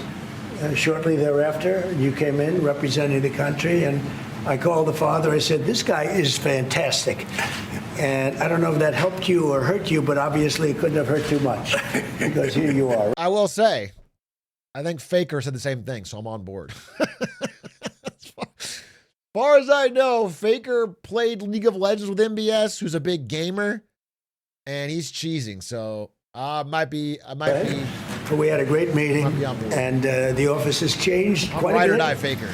And we inherited a mess. You actually told me you thought the country was in big trouble. I'm not going to use the exact word that you use. I refuse to say that you thought our country was dead a year and a half, 2 years ago. But our country was in trouble, and now we have the hottest country in the world. You said that also. And we do. We have the United States is right now the hottest country in the world. He's not. His face is. He's not cheesing for this one. He's not cheesing for this one. And between the tariffs and the election, November 5th election, we've done things that nobody can believe. $21 trillion will be the amount invested in the United States or committed to invest in 1 year. So I'm here 9 months. We're up to almost $18 trillion. Dude, this number gets more Biden, as an example, the Biden every time. He just keeps making a bigger fake number of money that people have committed to put in America. But everyone knows the game, dude. Everyone knows the game now. They just say a gajillion dollars, sir, on the cameras, and you go, wow, a gajillion. That's awesome. The country's so hot again. Administration, if you call it that, it's not, to me, it was the Biden lack of administration. They were less than $1 trillion for 4 years. We're going to be $21 trillion for 1 year. I think that's hard to believe. The biggest in history was a certain country, $3 trillion. It is hard to believe. We're going to be $21 trillion. It is hard to believe. On top of that, prices are coming down. We inherited a mess with high prices. The worst inflation in the history of our country. We had inflation that was a single 4 years, the worst inflation in the history of the United States. We're now a year into this administration, bro. Almost the year. I'll say almost the year. And every single meeting with a different world leader starts with him shitting on Biden for 15, 20 minutes. It's patently absurd. It's just him shitting on Joe Biden and how shit our country was but 11 months ago. How America was a dog shit wrapped in cat shit. Joe Biden ruined it. Everything was on fire. It was all terrible. I've been given nothing, and I've turned it into it's just crazy. Gas prices through the roof, and that's after destroying our petroleum reserve, which was meant for wars and big emergencies, not to try and win an election. They opened up the reserve so that people get $3 less in gasoline, and it didn't work. They got about 3 cents less, because as big as those reserves are, they're peanuts when you're talking about that kind of traffic. And we're rebuilding the reserves. We're doing all of this, and we've done a job. We're also bringing down prices very substantially, and we've already brought them down very, very substantially. Gasoline is way down. I think you'll be seeing $2 gasoline, but we're now at $2.50, $2.45. Some are lower than that. It was $4.50, $5, $6, $3.50, $3.75. Under Biden, all different numbers, but way high. And we have energy way down. But the biggest thing to me, because I know what it means in jobs, is the fact that we're at over $17 trillion, Scott, and we expect to be around $21 trillion in 1 year. And that's many times bigger than in history. The highest number was $3 trillion. Dude, I can't tell if he believes this. It feels like maybe people are telling him this and he truly believes it, but it's just an absurd, stupid number. It's just so ridiculous. There's not $21 trillion of investment coming to America in 1 year. It's not. And we're going to be at $21 trillion. That means new plants, new AI, new auto plants. We have auto plants coming in from Canada, from Mexico, from Germany, from Japan. Toyota just agreed to invest $10 billion on new auto plants, all American workers. We've never been in a position like this. You can go back to the beginning. Our country has never been in a position like this. And it really is because of the fact that we use tariffs to bring all this money in. And you're going to see the results in a year when these plants start to open up. We have more plants under construction now than at any time in the history of our country. And these are big plants. These are the biggest plants anywhere in the world. And I want to thank you because you've agreed to invest $600 billion into the United States. And because he's my friend, he might make it $1 trillion, but I'm going to have to work on him. But it's 600. We can count on 600 billion, but that number could go up a little bit higher, yes, or I don't know. We'll see. But we appreciate it very much. So Saudi is going to be investing at least $600 billion, and that means investments in plants, in companies, money on Wall Street, and what it really means. Dude, I'm sorry to cut this off, but there is a funny screenshot I just got, which is from Congressman Troy Nehls, who 4 days ago said, "I'll be voting no on the Epstein hoax."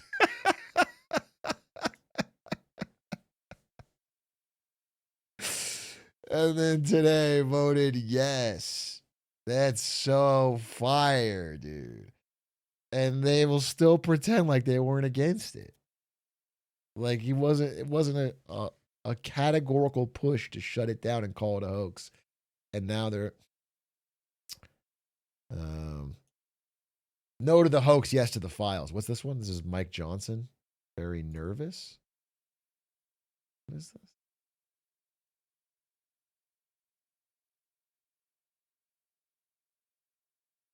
Seeing the bill. Any reaction to Leader Thune seeing the bill without adding amendments or changing it? I'm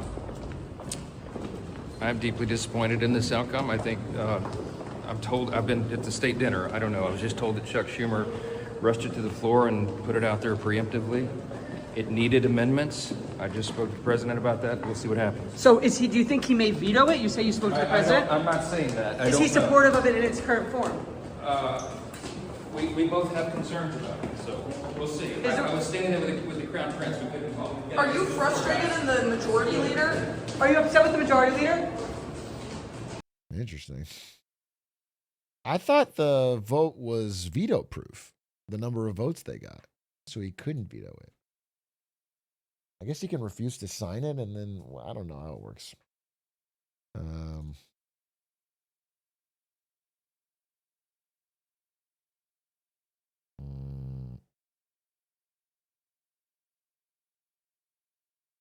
If he vetoes, they can send back and overrule it, I see. They can send it back and try to get the amendments, though. I feel like if they have some sort of amendments, they could stall it and have the Republicans block it. I don't think they would vote for it again. Interesting. I wonder how this is going to shake out. Very, very, very odd.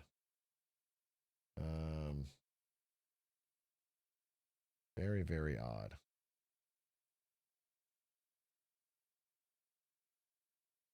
I wanted the clip of him talking about Khashoggi.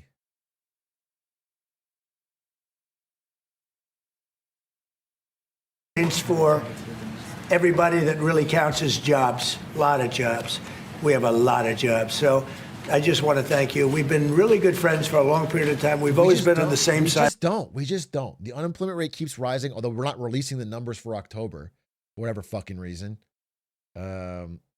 I guess they're getting some redacted or changed ones coming out, but we don't. We just don't have job growth. Absolutely not. It's getting worse. We're getting more layoffs and fewer quality jobs. And I don't know where the 21 trillion is going to, but it doesn't seem to be going towards quality, good jobs in America. Of every issue. I think we've done a great job in wiping out. Bro, MBS hasn't said one word, by the way, yet. He's just smiled. He just keeps fucking cheesing every now and then. The nuclear capacity of Iran. Nobody else could have done that. No other president would have done it. We had the pilots in the Oval Office right here. We were celebrating a very successful. His fucking face. Dude, his face is like,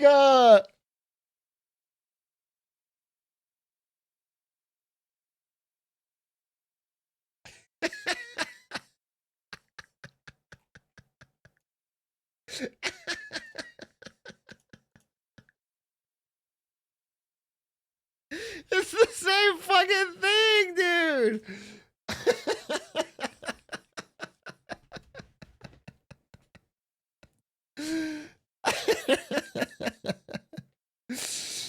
That's so fire. Well, I gotta tweet this. I gotta tweet this.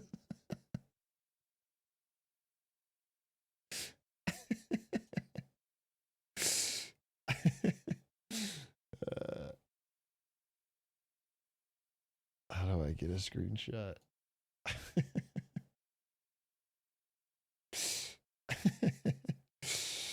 Okay, let me see.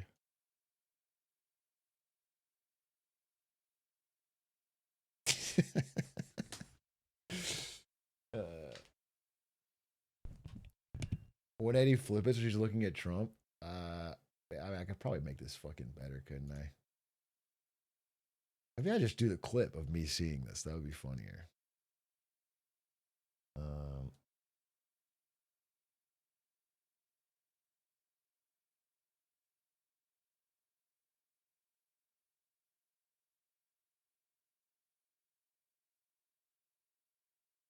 I'm just tweeting it. I don't give a fuck.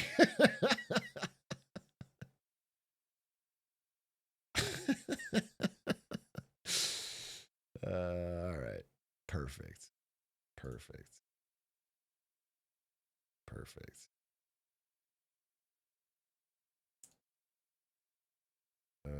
Now I post it on Blue Sky and get some real fucking likes. 12:39 is the timestamp you want? I thought that was pretty good. Successful attack. So I had them in with that beautiful B-2 bomber that's over there. And they said, sir, for 22 years, we practiced this attack. Dude, our predecessors, these were very young guys. So 22 years, they said our predecessors and us practiced the attack on Iran. But no president ever gave us the go-ahead. 3 times a year they went out and they practiced the attack. Nobody let us do it until you came along, and I let them do it because it was the right thing to do. You can't have a nuclear Iran.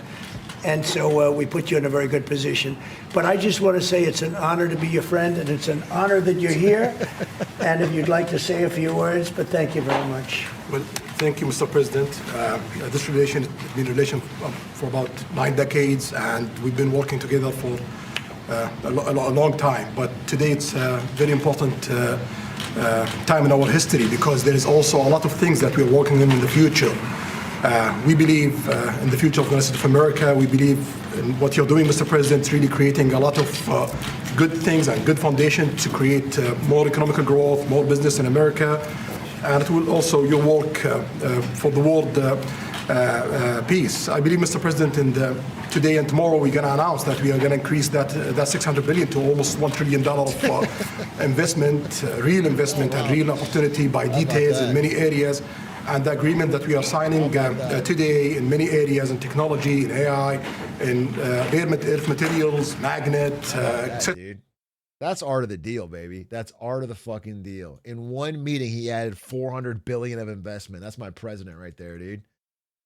You would think that something like that sounds almost comically fake, that the leader couldn't just randomly throw out another $400 billion, but he did it, of real investment.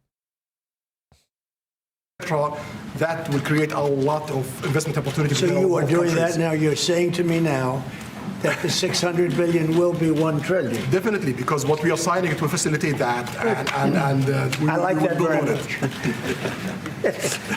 Go ahead. You worked hard for that. No, that's great. I appreciate that. That's great. We're doing numbers that nobody's ever done.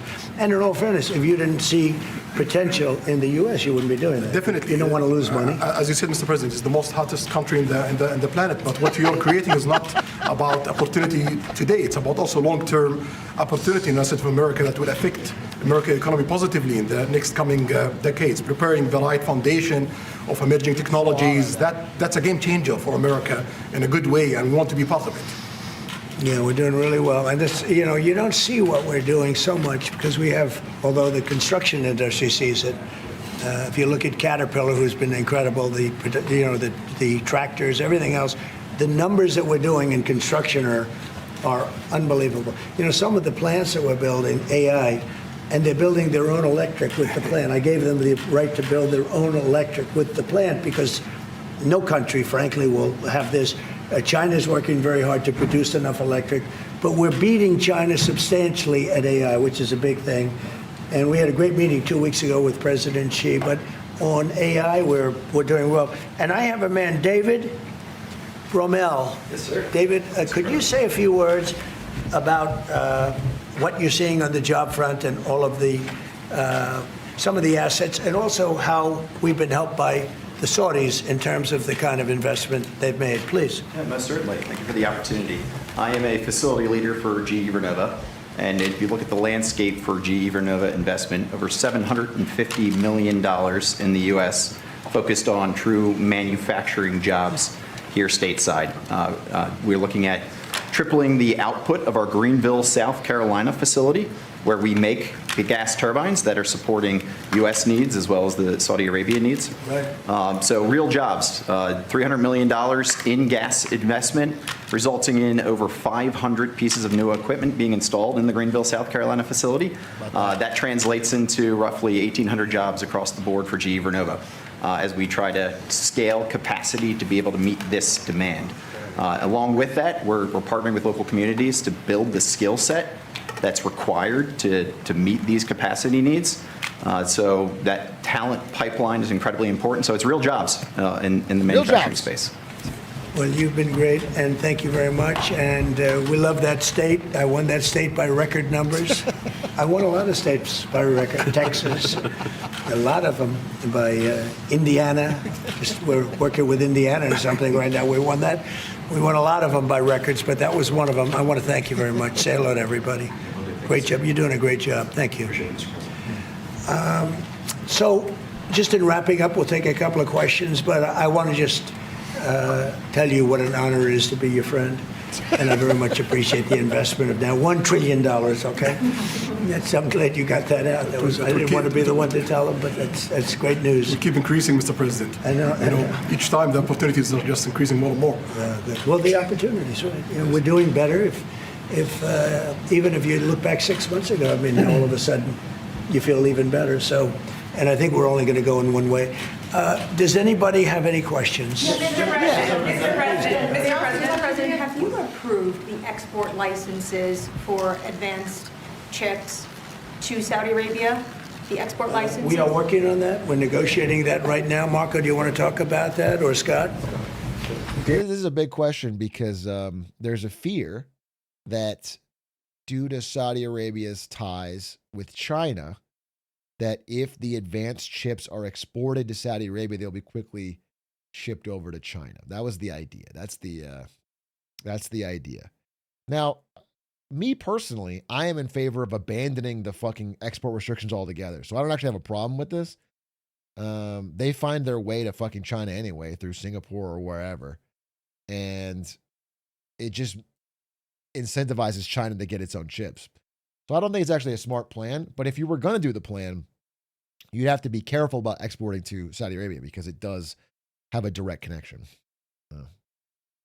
Well, I mean, that's part of what we may have announcements on that later today. Also worth saying, but that's what we've been working. Every time we've allowed chips to be exported, China just bans them because China wants us to restrict the export. Like Chinese companies don't, but Chinese government does. So, like, let them ban them. Let them restrict this stuff. So it's like, On is the mechanics by which something like that could be achieved, and it's part of the broader process, part of this broader engagement and cooperation between our two countries. Certain levels of chips. Yeah. And for the Crown Prince, Your Royal Highness, you're talking about $1 trillion of investment. Could the kingdom continue to do that with oil prices in the mid-60s? Yeah, we are not creating fake opportunities to, please America, please President Trump. It's real opportunities. For example, when you ask about the AI and the chips, Saudi Arabia have a huge demand a huge need of computing power, and we're gonna spend in the short term around $50 billion by consuming those semiconductors for our needs in Saudi Arabia. And with the agreement that we're gonna have with South America, that will allow us to focus that consuming power in the short term by $50 billion from the South America, and long term with hundreds of $billions in the long term. So there's a lot of real opportunities that fit to our need in Saudi Arabia and fit to our. It's just funny because even if these numbers aren't accurate, but like even let's round up here. Well, what he's basically saying is that, yeah, we're going to buy some NVIDIA chips. And that's not the same as investing $1 trillion in America. You know what I'm saying? That's going to help NVIDIA's share price, but that's not the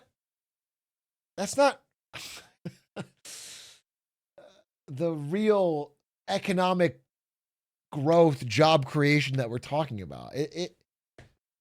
There's some benefit. Don't get me wrong. I mean, money should flow into the country. It's not bad that we have NVIDIA in the country, but it's just not the same as what they are painting the picture as. Investment strategy. Mr. President, is it appropriate, Mr. President, for your family to be doing business in Saudi Arabia while you're president? Is that a conflict of interest? And Your Royal Highness, the U.S. intelligence concluded that you orchestrated the brutal murder of a journalist. 9/11 families are furious that you are here in the Oval Office. Why should Americans trust you? And the same to you, Mr. President. Now, who are you with? I'm with ABC News, sir. You're with who? ABC News, sir. Fake news, ABC fake news, one of the worst in the business. But I'll answer your question. I have nothing to do with the family business. I have left, and when I've devoted 100% of my energy. What my family does is fine. They do business all over. They've done very little with Saudi Arabia, actually. I'm sure they could do a lot. And anything they've done is... Okay, to be clear, I believe Saudi Arabia did a $2 billion investment in your son's world coin.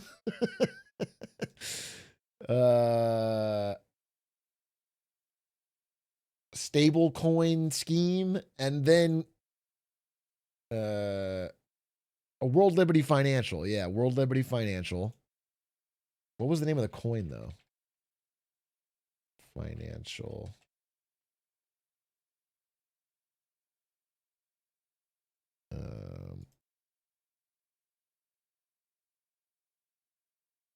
Oh, wow. And also, wait, this just announced, I'm sorry. The Trump family and Saudi Arabia are partnering to unveil a tokenized Maldives resort. A luxury Maldives resort that uses blockchain technology to attract investment. We're actually fucking set. Wait a minute. This is so sick. This is so sick.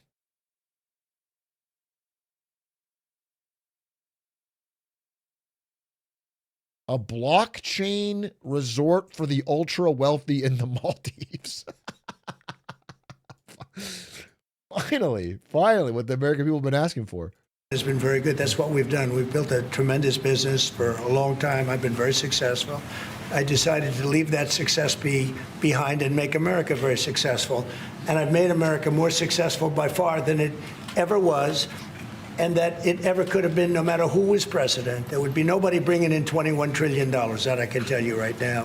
As far as this gentleman is concerned, he's done a phenomenal job. You're mentioning somebody that was extremely controversial. A lot of people didn't like that gentleman that you're talking about. Whether you like him or didn't like him, things happen, but he knew nothing about it.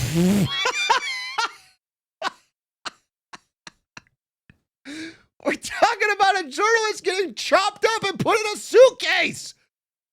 Whether you like him or didn't like him, things happen. What are you fucking saying? What are you talking about? It's not about whether people liked him or not. You can't.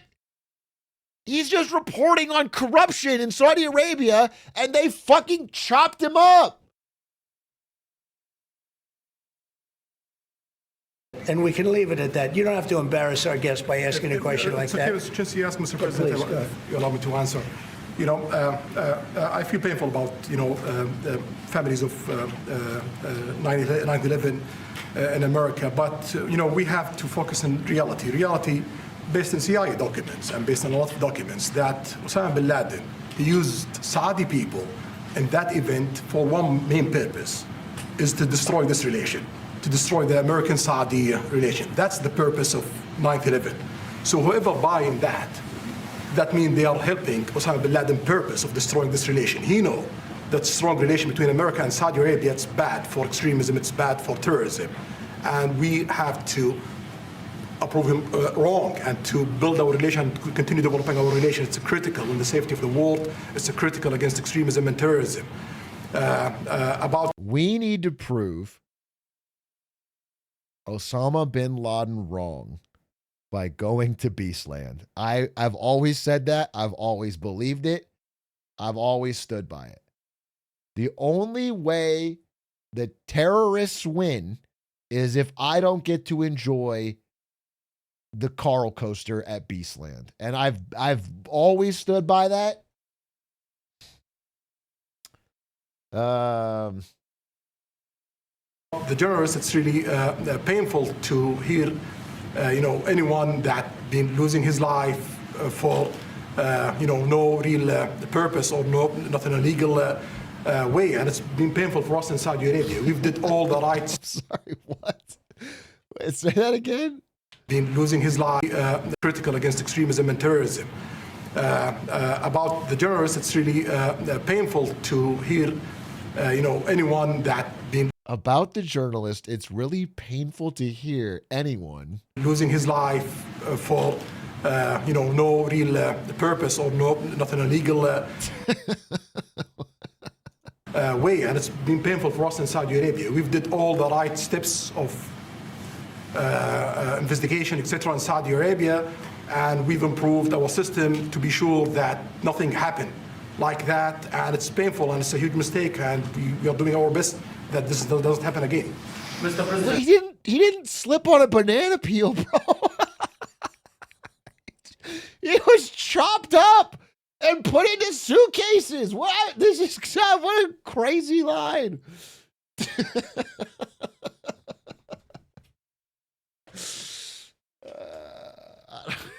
That's absurd, bro. That's absurd. Accident kill. Fucking MBS with green guns, bro. That's unreal. That is unreal. All right. I think that was the main line of this. I mean, this goes on for a while, bro. And they're going to talk about a lot of things. I wanted to watch the Good Work CoffeeZilla, if it's any good. I don't know if anyone knows if it's any good, but for a long time, I did want to watch it. For a long time. Because you know what? Actually, it's hyper relevant right now. It's called Is Crypto Legit Now? Which is very funny because we're in a bit of a brewing crypto winter. We're seeing Bitcoin drop steadily day after day. Ethereum drop steadily day after day. Bitcoin around 90K. I think possibly fell under 90K, maybe a little bit back. Bit of a steady downward pressure. Crypto Renaissance for the win. Trust. I wouldn't rule out one more pump, dude. I've been thinking a lot about this lately. Let me go full screen here for a second. I've been thinking a lot about this. And I know there's a lot of warning signs right now. There's a lot of things blinking red. I know that there's been a pretty weak day in tech stocks the past few weeks. There's like sense that people are, a lot of articles about things being overstretched. Most people saying AI bubble. But man, I just get the sense that we're about to turn on the greatest spigot of liquidity that this country has ever seen. I just get the fucking sense that rather than allow anything to go down, I think we're going to have inflation. I just get this strong sense that it's almost, they can't let it go down.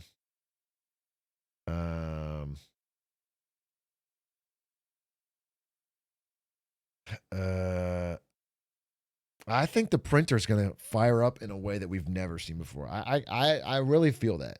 I'm starting to feel it more and more. I think we're going to have just an absolute gargantuan use of QE and printing, like within a year.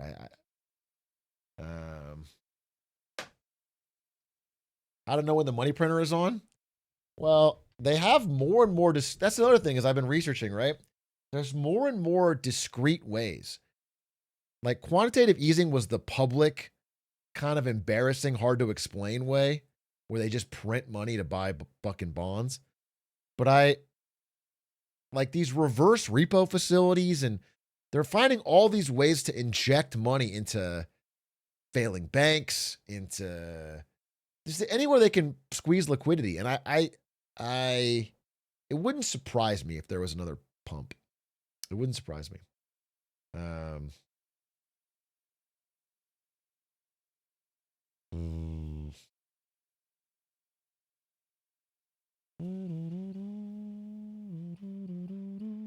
Anyway, I want to make a deeper talk about this, but something I've been thinking about lately. Let's watch this video. Cryptocurrency was something that only mattered to smelly men who are also probably criminals. To many normal people who do things like go outside, it seemed like this incel dweeb money would never become anything more than a niche interest or a means of exchange between perverts and the Taliban. But despite all of that, today, the United States government and many mainstream financial institutions are embracing crypto with open arms and huge boners, sent directly from one party to another without going through a... Have you guys ever seen Satoshi Nakamoto and Squeaks in the same room? Ever notice how Squeaks supposedly had a job that he was fired from right at the exact same time as the crypto white paper was being written and it came out? You ever notice that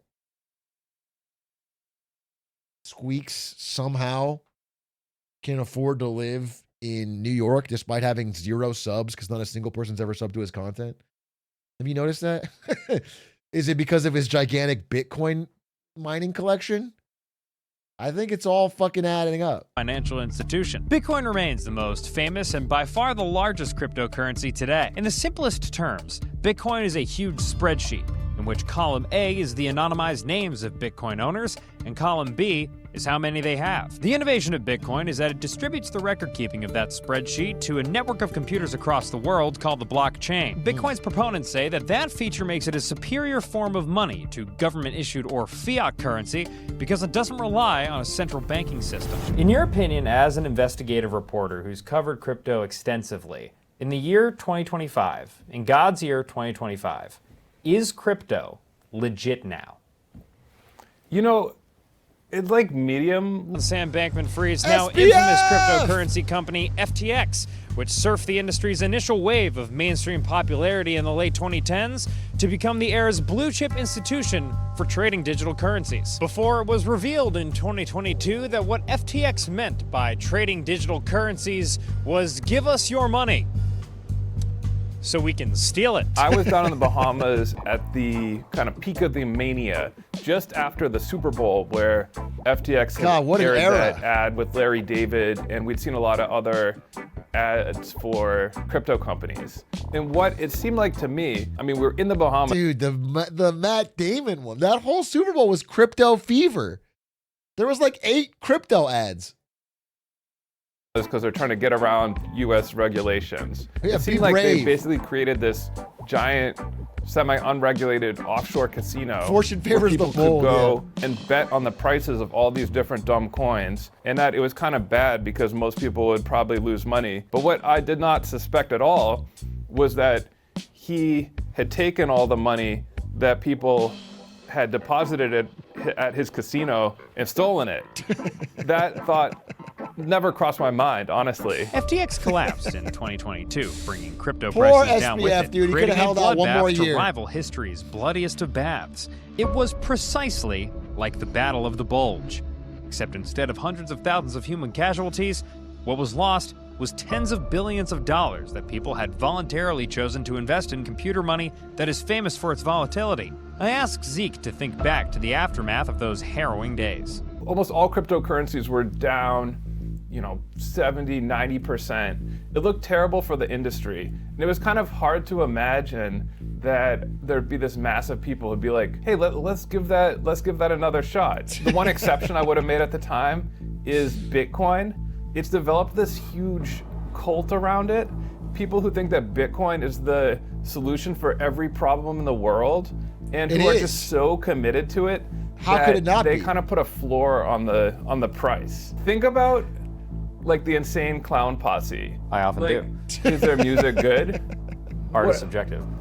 Fair. Okay. I'm going to say it's bad. But, like, am I going to bet that no one's going to come to the gathering of the Juggalos next year? Like, no. That's sort of like Bitcoin. Got it. These guys are Juggalos. Despite whatever we might think about Insane What a crazy Clown Posse, the Juggalos will be there every year. Yes. Now, will the Juggalos take over the world? I would argue that in a the way end, they the have. Juggalos have kind of a limited appeal. The Bitcoiners would say, no, like, we're going to take over the world. Because, okay, they have one thing that the Juggalos don't have, which is like, what if by recruiting more Juggalos, you would get rich? Maybe that would make you work harder to recruit Juggalos. Yeah, and then all of a sudden the music starts to sound a little bit better. Yeah. When you can make money off of doing it. What if you could just donate a lot of money to the That's actually president, not a bad- and then he would become a Juggalo? Then, like, all the people who like him might be Juggalos too. Indeed, over the first year of the current Trump administration, the long arm of the federal government has reached out its hot iron and stamped the underside of our great nation with the glowing brand of Bitcoin. If you can't tell from literally everything about me, It's an I ad. very much enjoy caffeine. Specifically, Tier.com commentator for sponsoring this video. Now let's get drinking, folks. Coffee! The president executive order, the creation of a strategic Bitcoin reserve and a digital asset stockpile. Congress passed a bill with flying bipartisan support to legalize stablecoins, which are cryptocurrencies whose value is tied to the US dollar. So basically crypto dollars. Then the House passed a different bill, again with flying bipartisan. Just want to be so clear about what's going on with the Genius Act and with the fucking stable coins. All right, like it is a transparent attempt by fucking Scott Besson, I guess. I mean, anyone who knows. Okay, you take your fucking money and you're like, I don't want to buy. I don't want to buy U.S. debt anymore. I don't want to buy U.S. treasuries. This is IOU from the U.S. This is what we need you to buy to keep our government functioning, basically. But the world is buying less U.S. debt. So instead, we're leaning heavily into this Genius Act and the stable coins. This is a stable coin. And the stable coin goes up with the rise of crypto, and you put your money into this. Okay? And then this takes your money and buys government debt. I'm not kidding. I've heard it described as a Hail Mary attempt to keep the government funded through crypto. This and they call it the fucking Genius Act. It's like Operation Iraqi Freedom, dude. They just, or fucking, and so they just name it the opposite of what it is.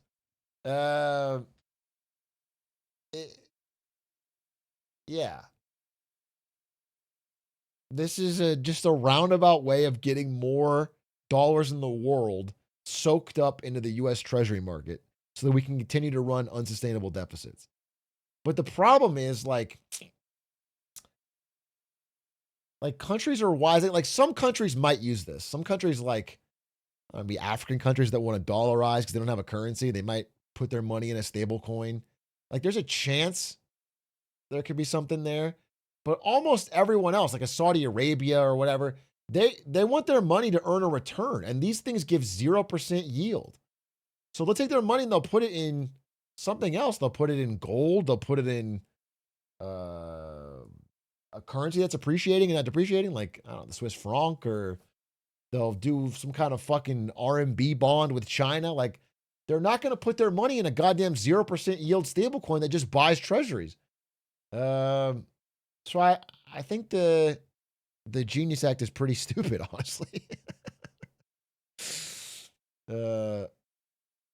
Partisan support, which would establish a very friendly regulatory framework for all cryptocurrencies, not just stablecoins, and that is currently going through that dang old Senate. How is this different than what we saw from the Biden administration? It's dramatically different. Eleanor Mueller is a reporter for Semaphore covering Congress, and this year, covering Congress means covering crypto. There's a Republican president who's called himself, the most pro-crypto president There's a House and a Senate controlled by Republicans, in part because the crypto super PAC spent so much money to make sure that that happened. There's a lot of momentum for legislation. I think a lot of it is lobbying. I think that has it really paid up? I mean, they spent a fuck ton of money lobbying and getting all the regulation they wanted. And in the end, Bitcoin year to date is down 2%. No growth. Over a 1 year period, as in like before Trump got elected till now, it's flat. So all that shit didn't, they dumped a bunch of money. Trump milked them dry. Trump pumped and dumped his own meme coin, made a bunch of money, but the crypto industry is not. After FTX, the industry has since established itself as a Washington powerhouse. Folks, it's safe to say that the crypto industry is lobbying like the bottom floor of a fucking hotel. This year, the industry has already raised $263 million to go to work sucking off Capitol Hill, which means that when it comes to sucking off Capitol Hill, they're now at the same level as Big Oil. And folks, if you're sucking off Capitol Hill like Big Oil sucks off Capitol Hill, well, quite frankly, you should be given the Pulitzer Prize for sucking off Capitol Hill, because no one sucks off Capitol Hill quite like how Big Oil sucks off Capitol Hill. Got it. Until now. On the behalf of the president, it's a little more personal.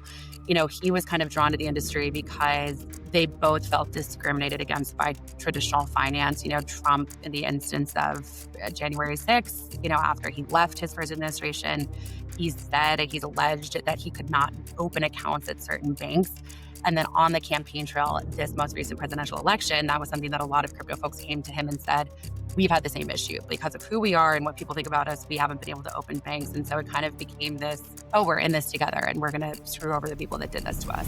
The banks discriminated against me. The reason we got into crypto, and we're all in on crypto, and we're doing American Bitcoin, and we have World Liberty Finance and USD1, was because there was a time, and probably I'd been on this show, where I could call any single banker in New York City. They'd pick up the phone.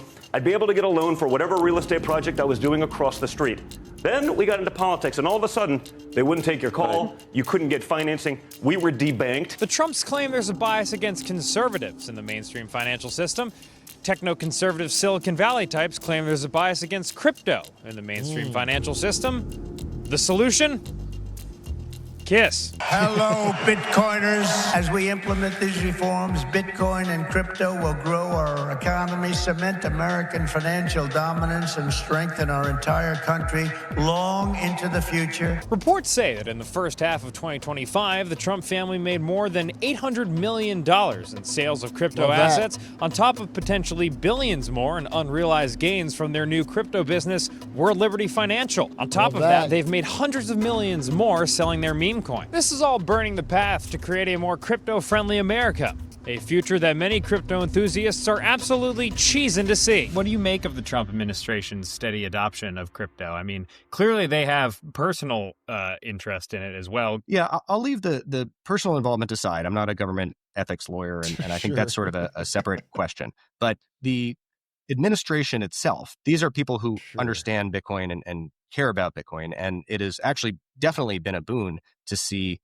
policy being taken very seriously. Zach Shapiro is a lawyer with a practice dedicated to helping Bitcoin-focused ventures grow their business and navigate regulatory hurdles. I don't think this is, an explicitly left-right thing, but I think it's no secret that the previous administration took a pretty outwardly hostile approach to the entire sector, and so we did not have a lot of regulatory clarity either from the agencies or from Congress. Oh, that was like the fucking one economic good thing that Biden did. Was that they cracked down on crypto scams. God damn, I was really supportive of that. About what the ground rules are. If you don't provide clear rules, it is really, really hard to legally build valuable things. So what is the thing that's left that's legal to do? What is the valuable thing that's been built? Meme coins, right? Those are not regulated. Those are jokes. Those are gambling vehicles. And that's what we saw, right? The previous administration did not pave the way for the crypto industry to be able to build a lot of useful stuff. And so we built a lot of frivolous stuff that got a lot of people hurt. How can you say that? How can you fucking say that? When the first thing this administration did was launch a meme coin, a personal Trump meme coin. And then his wife launched a meme coin. Like literally from him. Now, what the Oklahoma City Thunder's Alex Caruso is referring to here are all those meme coins that had a buzzy rise and a spectacular fall. Doge, Shib, Fartcoin, Haktua, Bonk, Mog, Giga, and plenty more that make an 11-year-old boy shart his basketball shorts with laughter. He believes that meme coins like these have no institutional use. Unlike Bitcoin. Asset. The biggest misconception I hear is a misunderstanding, I think specifically of what Bitcoin is. What Bitcoin is, and a lot of crypto sort of on the back of Bitcoin, is a return to a form of money more like gold. It's like a type of gold that's engineered for the internet age. When Bitcoiners say the dollar is backed by nothing, what they mean is that it's only valuable because we trust the government that issues the dollar bill. They contrast this with gold, which is valuable not because it was issued by a government authority, but because it's a rare commodity. It's long been common practice for mainstream investors to hedge against economic downturns by investing in gold because its value theoretically won't drop if a certain country or region hits hard times. When Bitcoin was created, it was modeled after gold. By design, there's only 21 million Bitcoin that will ever be in existence. And because of this, crypto enthusiasts argue that in the digital age, Bitcoin makes way more sense than physical gold bars as a hedge against the value of government-backed currencies declining over time. Which is basically another way of saying a hedge against inflation. Now, in case you didn't realize, I just spoke a lot of letters out of my mouth. And I'm quite thirsty. What does a journalist have to do to get a Guinness in here? Would you like a Guinness right now? That would be fantastic. We can do that. Hey, Sydney? That's Thomas Pacquiao. Thomas is the owner of PubKey, the world's first Bitcoin-themed dive bar / podcast studio. Ladies. Thomas, in your opinion, is crypto legit now? Crypto? No, Bitcoin is. There's a big difference between Bitcoin and crypto. A former employee on the digital assets team at Fidelity, Thomas opened PubKey to serve as a much-needed physical space for crypto fans to peel themselves off their gamer chairs and exchange ideas IRL. One of those crypto fans? President Donald John Trump, who visited back in 2024, Oh, damn, you went to immediately PubKey? becoming the first president to ever pay for burgers with Bitcoin. Suck it, Eisenhower. We were not the first person or the first company to accept Bitcoin, but you're starting to see more use as it continues to gain relevance, legitimacy. I'm people being serious. understand it better, become more comfortable. There's been more people speculating with Bitcoin. There's been more people investing with Bitcoin. Big banks have warmed up to it and put it in asset packages you can invest in. But I have not seen any adoption in any real markets of like you can buy or sell things with it. Not one. It's an absurd. It's not useful for that. Comfortable with it, then more of the attributes of broader currency are realized. Through the hardened blue eyes of my investigative face, I could tell that the opinions of Thomas and There was that Zach pizza? were crossing streams. Both gentlemen see the mainstream financial system as a hodgepodge of inefficiencies that have been slapped together haphazardly over decades, where you need a broker to do investments, a huge company to handle your financial transactions, another team to fundraise your business, and a whole band of Korean gangsters to... Dude, this is what Bitcoin is now. Like, even if you believe in the soulful mission of Bitcoin to decentralize finance and get out from a central bank, it has been 100% co-opted. Bitcoin now is invested primarily through like ETFs and like there's a middleman of a large bank. That's how people buy Bitcoin now because it's more convenient. So people are holding it through intermediaries. Nobody has fucking, not nobody, but most people don't have a fucking cold wallet. So the idea, it's been 100% co-opted, and now it's just an asset. It's just like a tokenized asset that people speculate and gamble on. It's not some way of opting out of the system. Kill your co-founder, and they see the best tools crypto has to offer as a way out of that status quo. You can really democratize access to financial assets that right now it's pretty easy to do if you have a private banker, but otherwise there are sort of a lot of hurdles and a lot of friction in getting the most out of your assets. I think the only two types of assets that are ready for prime time are Bitcoin and stablecoins. Now, again, for clarity, stablecoins are crypto coins that are pegged to the dollar.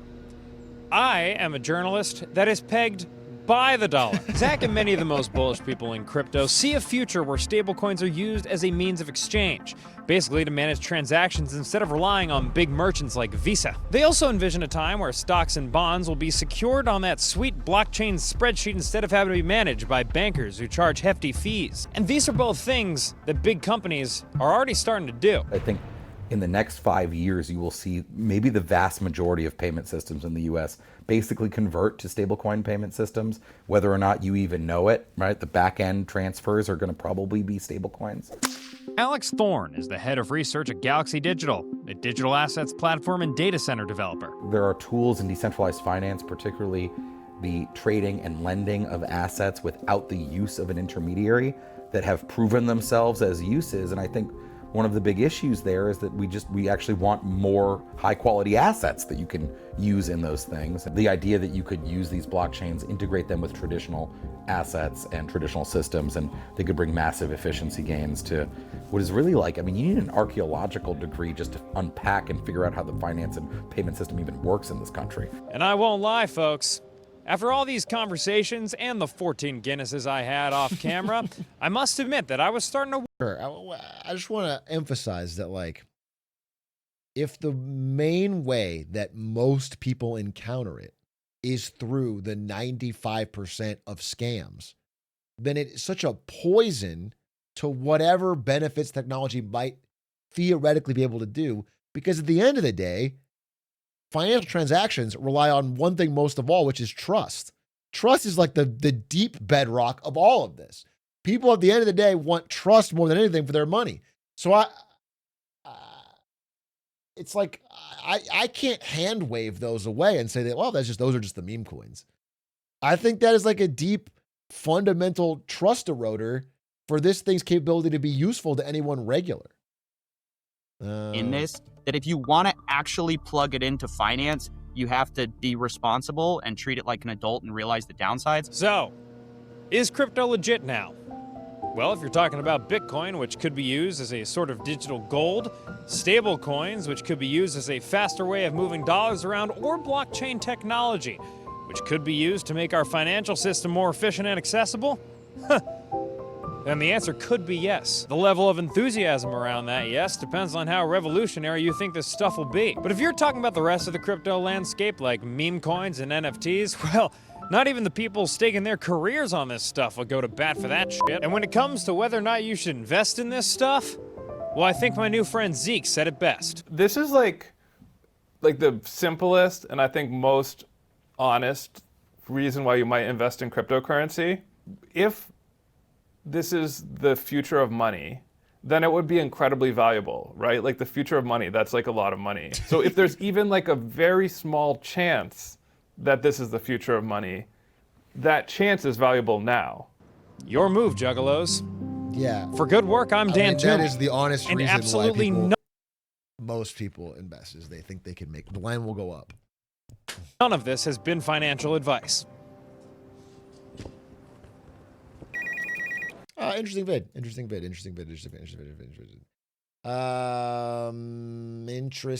vid for sure. Definitely an interesting vid.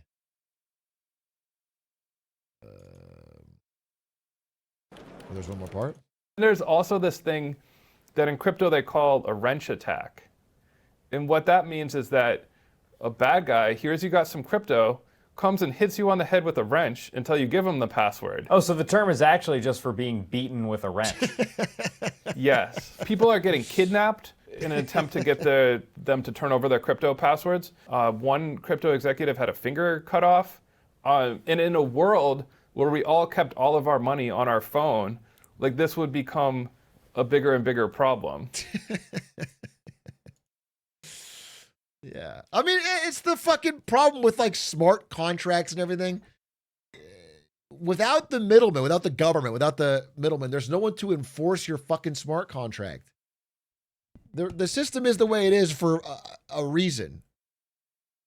And while you can improve it, the idea that you don't need it, like the idea that if I exchange blockchain information that allow me to buy this house and then I show up and you don't leave, what the fuck do I do? I paid you the money. You gave me the digital deed. What do I do about it? Well, I have to fucking get, there has to be a record or a transaction at a bank that can go up to a judge, that can go up to a police force, that can get you out.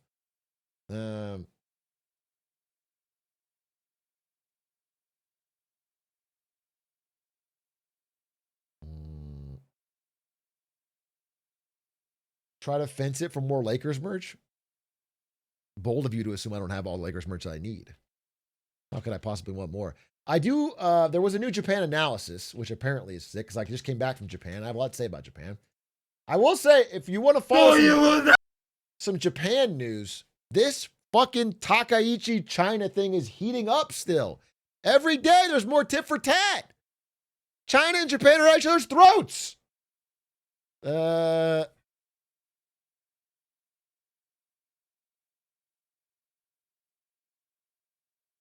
wonder if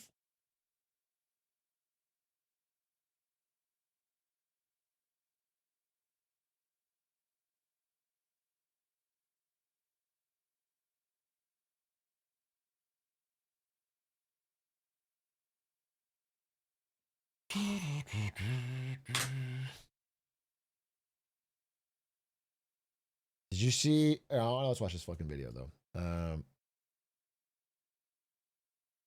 I love Japan analysis. The Japanese idol industry is a complete circus. The idol industry? Like what? Like content creators or like... Okay, so some girl posted this picture of herself at Disneyland and almost lost her job for it. Can you guess why? Well, let me give you a hint. She's an idol, and that picture made her fans go berserk. Why? You may think that being an idol is just about singing, dancing, and looking cute, but they actually have to follow some insane rules, while simultaneously being careful about everyone around them. That includes fans, their agency, and even their own group members. Okay. Idols can start big drama over the smallest things, and people get mad at them for the dumbest reasons. It's like being We're a sugar. talking like agencies literally suing their own idol for hanging out with a boy. God knows how many stalking incidents, some of which were caused by their own group members backstabbing them. And hell, people got mad at an idol for the way she ate cake. We'll talk about that later, but for now, what is wrong with this picture? That right there is a man, and that was all the proof people needed. They knew that was her secret boyfriend. As an idol, that's like getting caught going to the island. It was crazy that their Scooby-Doo investigation found him in her sunglasses, but what's even crazier is that was her brother. The fans didn't care about that though. They were pissed. They were saying like, you've betrayed us. I'm sorry, what a liar. You're not ready to be an idol. Once you do something like this, you'll never be successful again, so I think you should retire. Jesus fucking Christ. Jesus fucking They were Christ. pissed. They were saying like, you've betrayed us. I can never trust you again. Bro, she went to Disneyland with her brother. She even tried to apologize, but they wanted some birth certificate type shit, so she had to pull out the family photos. So yeah, the first reason being an idol sucks is no boys. Yeah, everyone knows this rule, but it's the one that consistently ends careers. You give a 19-year-old girl a job where she just has to look good, what do you think is gonna happen? And was Sunglasses Lady the first one to get caught? Of course not. She wasn't even the first one to get caught at Tokyo Disneyland this year. No, you see this chick, Haruno Riri, she was a massive idol, and one trip to Disneyland later, she got kicked out of her group and deleted all her socials. Crazy! All because of this picture. Huh? She has the same sunglasses on, but I don't see any fellas. No. What happened was some dude who I guess was just taking pictures of random women caught her red-handed with a guy, and that was it. Her career was so over. crazy. Thanks for the scoop, man whose phone has a folder called Pictures of Women I Don't Know. Also, can we pause for a second to look at this? No, I mean her shirt. Just a failure? Just a failure. It cannot be determined. Keep trying. Don't give up. These apologies and strange punishments are actually not uncommon. Like, there's the case of this other idol, Momoka, who accidentally uploaded a selfie with her boyfriend, and her fans went fucking biblical on her. Oh, you like posting selfies, huh? Well, why don't you post one every night for the next 365 days? If these pictures arrived at my house in a manila envelope, I would assume that this woman was kidnapped. What I don't get is, how do these pictures prove that she's alone every night? She had Isn't her boyfriend... She had to post a fucking kidnap selfie every night to show that she wasn't with her boyfriend? What?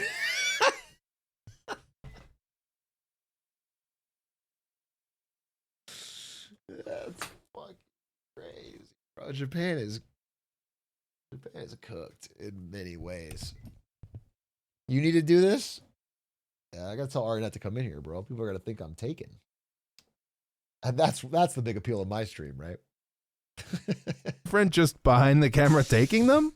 But let's be real for a second. Why is an idol getting a boyfriend such a big deal? Well, some fans have a fantasy of idols being innocent and available, and the agencies are happy to sell it to them. This creates a cycle where the agencies try to harness more and more control of the idols' lives, and because there's so many young women who want to be idols, they'll allow the agencies to have that control just for a chance to be in the spotlight. And if you look back in history, similar things used to happen in the West. In 1964, John Lennon was asked by his manager to keep his new marriage a secret. And even more recently, this happened with boy bands like NSYNC and the Backstreet Boys.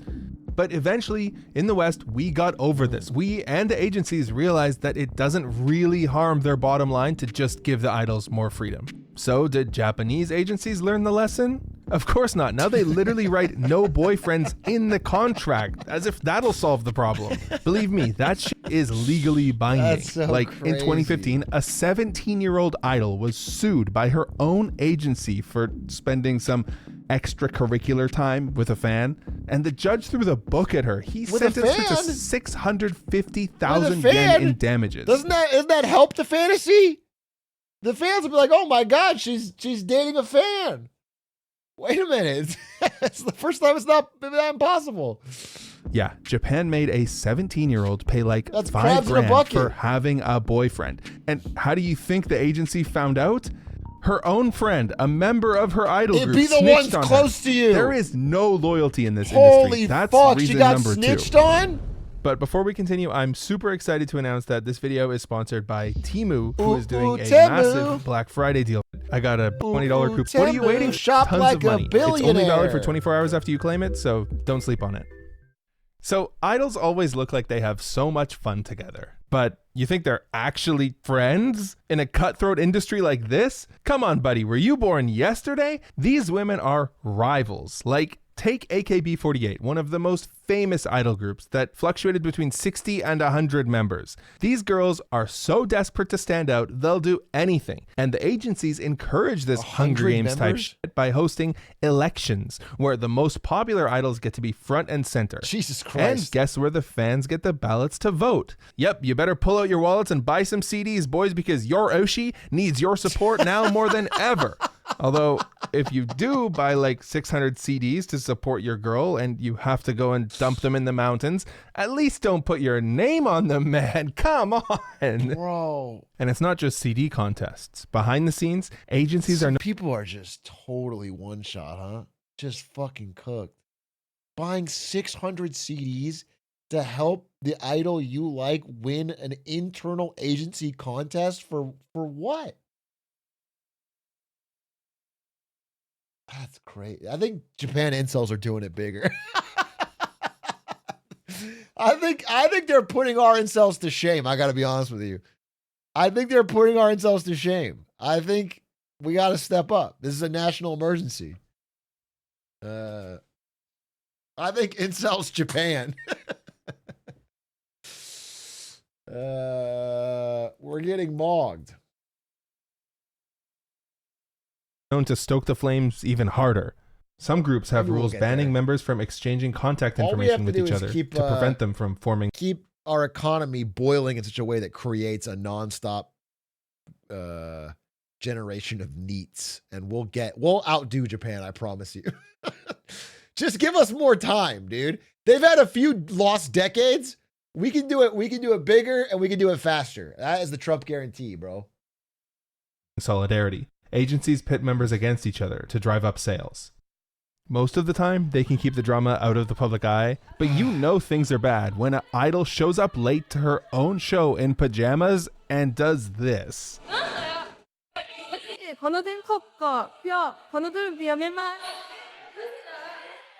They cut her mic. Flipping your coworkers the bird in front of a live audience is one of the most based resignations I've ever seen. And it turns out she was completely in the right because her quote-unquote friends were acting like middle school bullies. I mean, they even gave her the wrong date and time for the show on purpose so she wouldn't show up. Queen! Okay, so you have a hostile work environment, but at least you have thousands of fans supporting you, right? Well, that brings me to reason number 3. Idol fans can have some ridiculous expectations.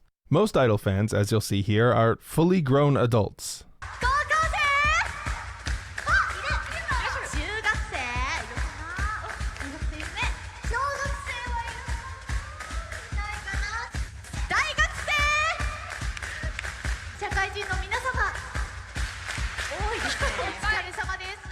So that's crazy. Damn, I thought it was going to be a lot more high schoolers and college students. That's crazy.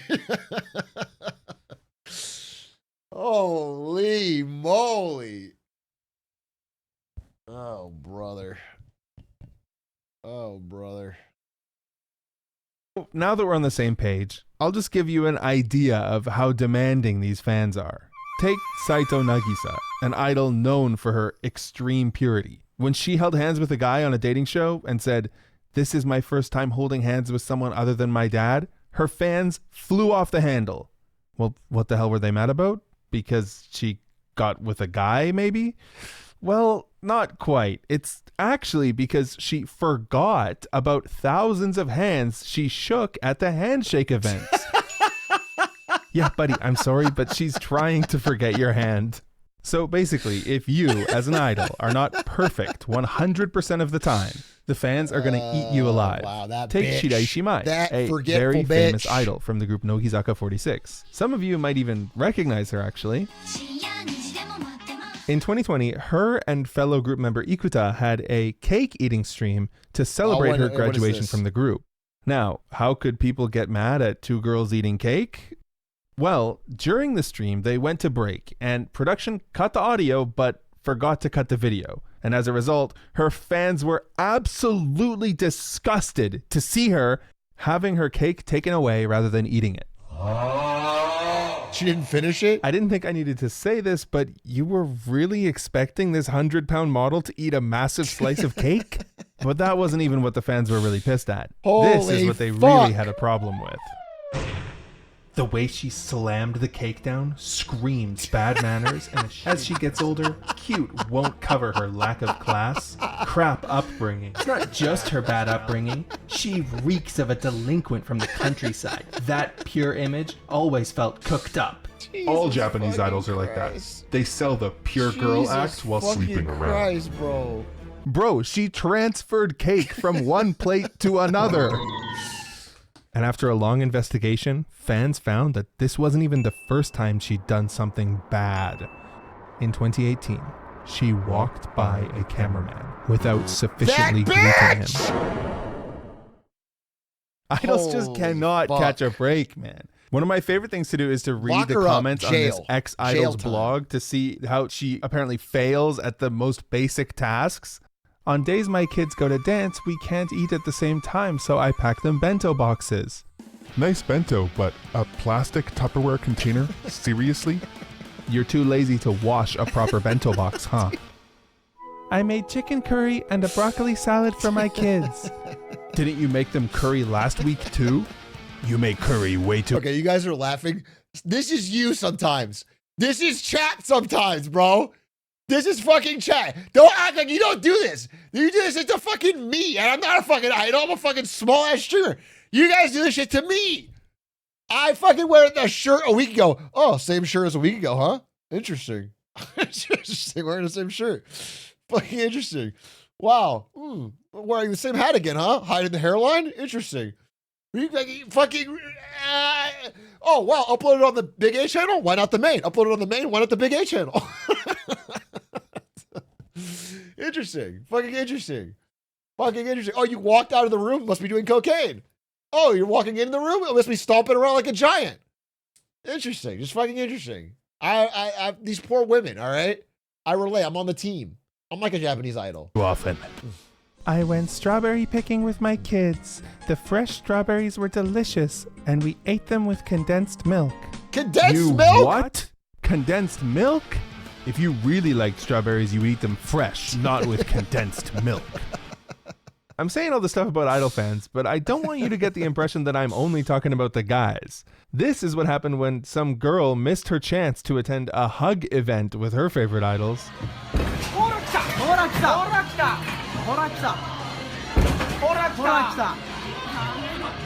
She wants the fucking hug.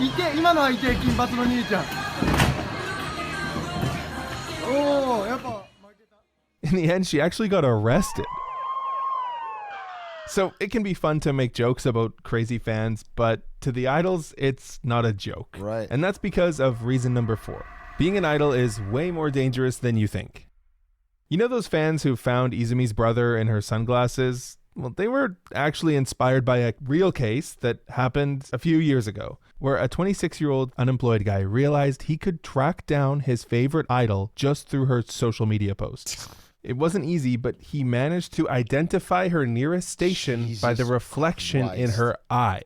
Then he used details like the placement of curtains and direction of lighting to determine which floor she lived on. After that, he went and knocked on... Every person on social media is thankful Rainbolt hasn't gone evil. If Rainbolt ever snaps, if he ever goes rogue, bro, everyone's fucking cooked. Every door on that floor until she came to the door, and when she answered, he tried to kiss her. Yeah, somehow this guy could find a girl's house from the reflection in her eye. What did he think was going to happen? Find a job. What he thought she would be so impressed that he found where she lived that she'd give him a big smooch. Oh my God! I've been sending signals through my eyes, but only my true love would find it. Finally, my hero. What the hell? He deservedly got put away for 2 years, but imagine what this guy could have done for the intelligence agencies if he had ever used his powers for good.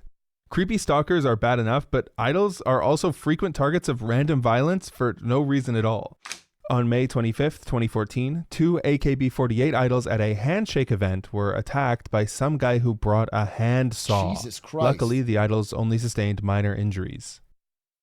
Stuff happens. In 2018, an idol was assaulted by 2 fans who entered her apartment building, and instead of supporting their idol who was attacked, her agency made her make an apology for causing trouble after she spoke out about it. And how did the assailants get her address? Well, other members of the group sold her out. In the end, after massive fan backlash that included a 53,000 signature petition, the manager was dismissed. But obviously things had gone way past the point of repair, so the victim, along with 2 other members, ended up leaving the group. By now, some viewers out there are protesting, saying, yeah, being an idol is hard, but at least it's very lucrative. Well, surprisingly, no. That brings me to reason number 5. Idols don't get paid shit. Yeah, I'm sure your favorite idol lives comfortably, but that's because she's in the 1%. You know, the ones that are on TV and magazines and eating cake wrong. The other 99% are what Japan calls underground idols, which are basically just indie idols that get that name because they perform in tiny venues underground. The worst part is most of these girls don't even get a salary, like at all. I know it's a meme, but they are literally paid in exposure. They can get like commission if they sell merch like keychains or if they take pictures with fans, but most of that commission gets eaten up when the agency and venue take their cut anyways. If an idol earns 100,000 yen per month, that's considered good. Jesus. Idols accept these conditions because they're grateful for the opportunity to chase their dreams. For example, in 2015, a group of 4 girls got amazing news. They had passed their audition and were chosen to be in a brand new idol group called Nijiro Fanfare. Unfortunately, this was actually the worst thing that ever happened to them. Day one, each of them were forced to pay 300,000 yen upfront for lessons and travel. The agency promised that after their debut, they would get a monthly salary of, wait, is this missing a zero? $250 a month? Anyway, that might as well have been $250 million a month, because in the end, the agency never even paid them at all. One of the girls was even commuting to Tokyo on the bus for 9 hours just to perform and make zero money. 2 years later, these girls sued their agency and managed to settle out of court for a satisfactory amount. Good for them. Some other idols who leaked their contracts showed clauses like, you can't quit for 1 to 3 years, or you need to pay a penalty if you're late or if you leave early. There are real cases where idols were making basically nothing, tried to get out of the contract, and the agency was like, girl, you have to pay us 1 million yen. The other weird thing about the industry is that many idols who are on stage late at night. By the way, investigate the contracts Dan Clancy makes us poor Twitch streamers sign. I'll tell you that. They make these look like a cakewalk. Okay? The Clancyville contracts are iron fucking clad, dude. If I don't stream, I have to pay a fucking $500,000 fee every day. And it's bankrupting me because I skip so many streams. It's bankrupting me, bro. All the fucking gold money's gone. I'm speaking out. Pictures with adults are actually underage. Under the letter of Japanese law, having minors work late at night is illegal. But they get around that with this one weird trick. What? A loophole that was created in the 80s specifically for a roller skate boy band that says if you're performing, it's actually totally fine if you're underage. How does that not work? So you're tolerating all this chaos in an industry where the average idol career is actually like 4 years long. You sink money, passion, years of your life into it, and right when you start to get some attention, you're too old and it's time to graduate. Honestly, after learning so much about idols for this video, I came to appreciate how hard their job really is. They grind long hours chasing their dreams while simultaneously working a part-time job just to stay afloat. Meanwhile, everything could be over in the blink of an eye if a random selfie they take has a guy's elbow in it. The real issue is the agencies. They are the ones who write the predatory contracts. They're the ones who exploit the idols and fans for as much as they can, and they're the ones who toss the performers aside the second anything goes wrong. As much as I joke about the weird fans, most of them are just normal guys who show up. I don't understand why they need the agencies at all. In 2025, can't you just go through social media and skip the middlemen altogether? If you're a cute 19-year-old girl in Japan who can dance, can't you just fucking make your own idol group and not? I don't understand why the fuck.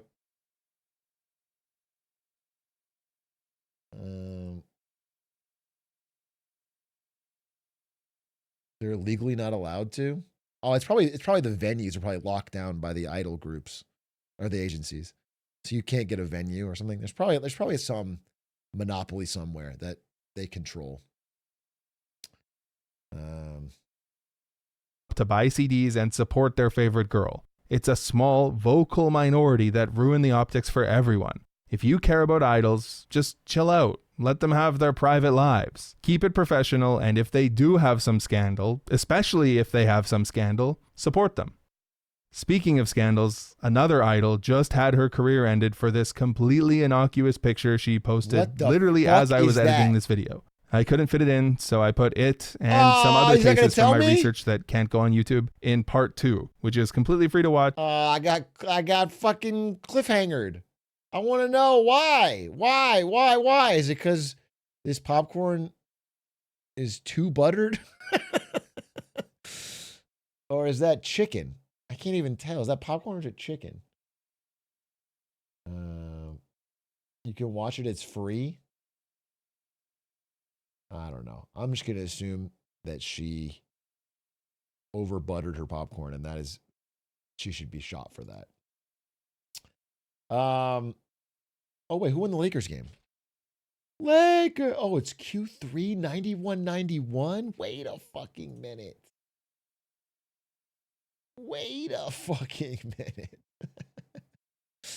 I would go watch that, but I won't. No. I want to do my voting.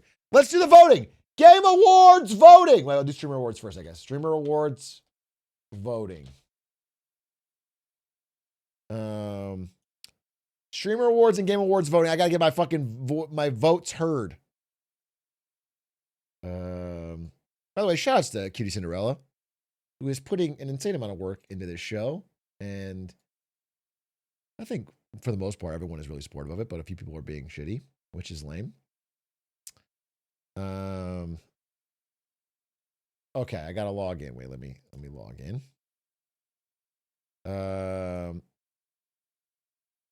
Okay.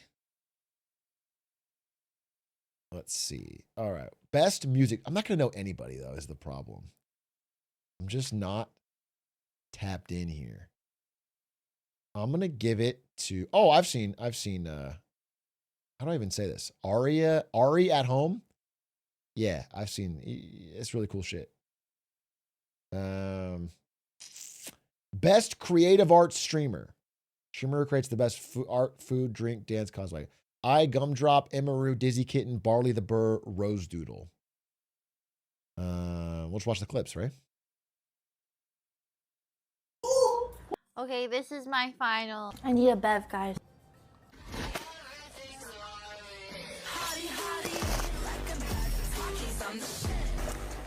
Okay. Okay.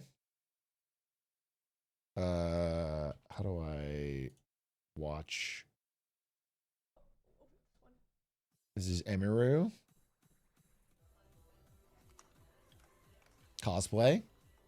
Ari would like this.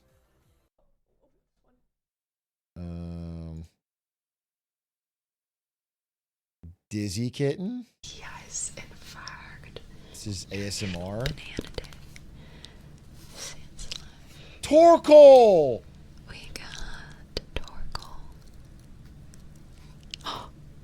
Promo Pass! But this is an illustration. ASMR opening Pokemon cards in a banana outfit. Actually, this is. All right, I'll give that my vote. I don't want to watch every clip, bro. What is National Banana Day? All right, I'll vote Dizzy Kitten. Best RP streamer. Phantom because of the tax. Best MOBA streamer. Cadril, no problem. Best brand partner. I don't fucking care. Skip. Yeah. Hidden Gem Award. I just love puzzles. Best Battle Royale streamer. Give it to the GOAT. You know what I'm saying? Once on top, always on top. Give it to Ninja. Best FGC streamer. Sajam, Lily Pichu, SK Brawl Pro. I know that Stans really like the Sajam Slam, so I'm going to do that. Best MMORPG streamer.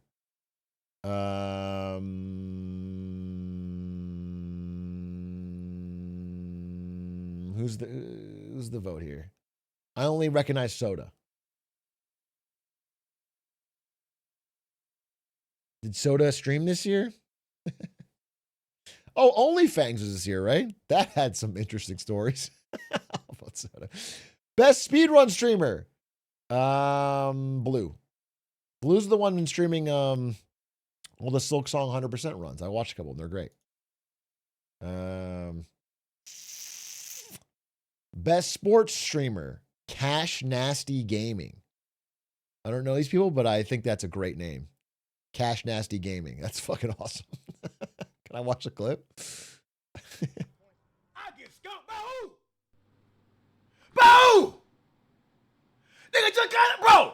I'm a brick wall, chat. Let's get that perfectly understood. You think this go out, bro? You think this? Boom! Bro, Ricochet, he bouncing back off, dog. Bro, stop, chat. Stop. I know I whoop your favorite YouTubers, and I know I piss some of y'all off, bro. All right. Couldn't clamp me up, though, I'll tell you that. All right? Get me on the court, Cash Nasty Gaming. Get me on the court. We'll see if your defense holds up. That's all I'm saying. That's all I'm saying. Best Minecraft streamer. Tubbo. All right? Bring back the Dream SMP is what I've always said. Best Marvel rival streamer. Let's give it to Flats. Don't know who that is, but I like him. Best FPS streamer. OniPixel. Opens cases. That's what FPS gaming is all about in 2025. Best strategy game streamer. I mean, NL's my favorite streamer here. Does he really play strategy games? I guess Belatro, if you count that. All right. Best reality streamer.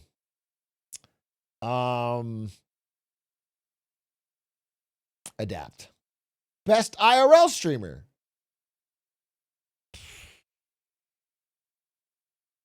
Maybe it's Speed, but I'll give it to Emily. She worked her ass off this year. Best vertical live streamer. I think this is bad for society, and I skip it. Stream game of the year. Except for my vertical IRL stream in Chili's. That was good for society. Put that back. Stream game of the year. Stream game of the year? Peak, probably. Yeah, Peak. Best content organization. I don't know who, I don't even know what this stands for, OSCS, but I saw a clip on Twitter of them reacting just to getting nominated, and they were like really fucking popping off and losing it and crying, and I thought that was really cool. And I sent a message to Cutie about it. I was like, I just think it's cool that she made this show, and now there's like this new generation of Twitch people that like really, really care. That's kind of cool. Like it's become like a real institution. I think that's cool. So I'm gonna vote for him. Best international streamer. The top streamer excelling in content creation for a global audience.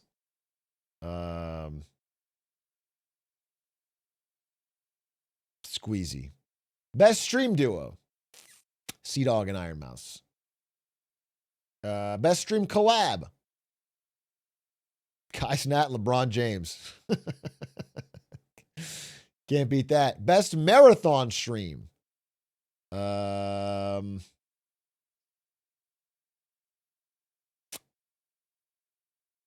Mafiathon. Best streamed event. Give it to Lud. Let's go, Luddy. Best stream series. Fortnite Friday. Easy. Best VTuber. Iron Mouse. Best variety streamer. All right, little bro.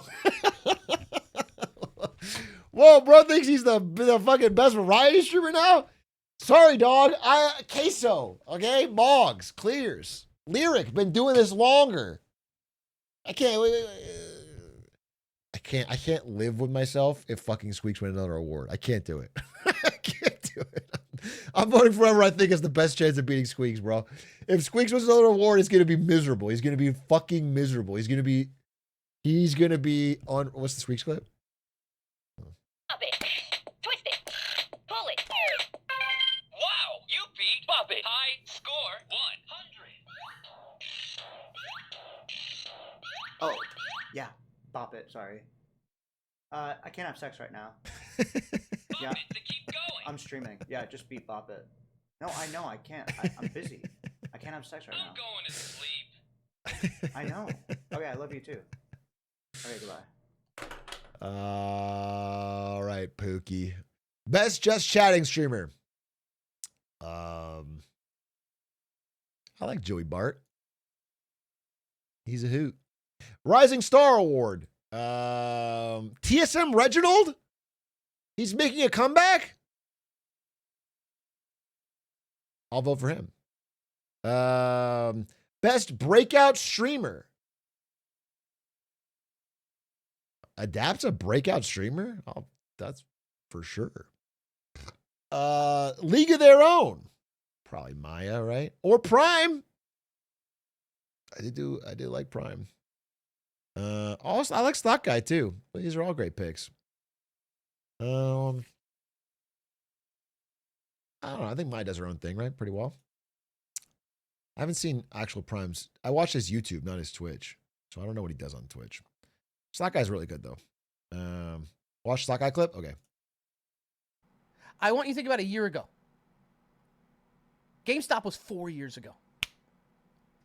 A year from now, you're going to wish you started today, whatever it is. Whether it's investing, whether it's working out, whether it's anal training, whether it's changing your friends group, whether it's getting a new hobby, whatever it is, a year from now, you are going to wish that you started today. That's good advice. That's good advice. I want to do something with Stocky. We should collab or something. He just has such an early time slot. I think it'd be fun. Sapphire Award. I think Emily. Gamer of the Year. Queso. Streamer of the Year. Oh, it's probably Kai or Speed, right? Let's watch the clips. Good Speed. I watched him 2v2 with Kevin Durant like a few days ago on YouTube, and I thought it was a pretty funny video. So what's Kai's? Oh shit.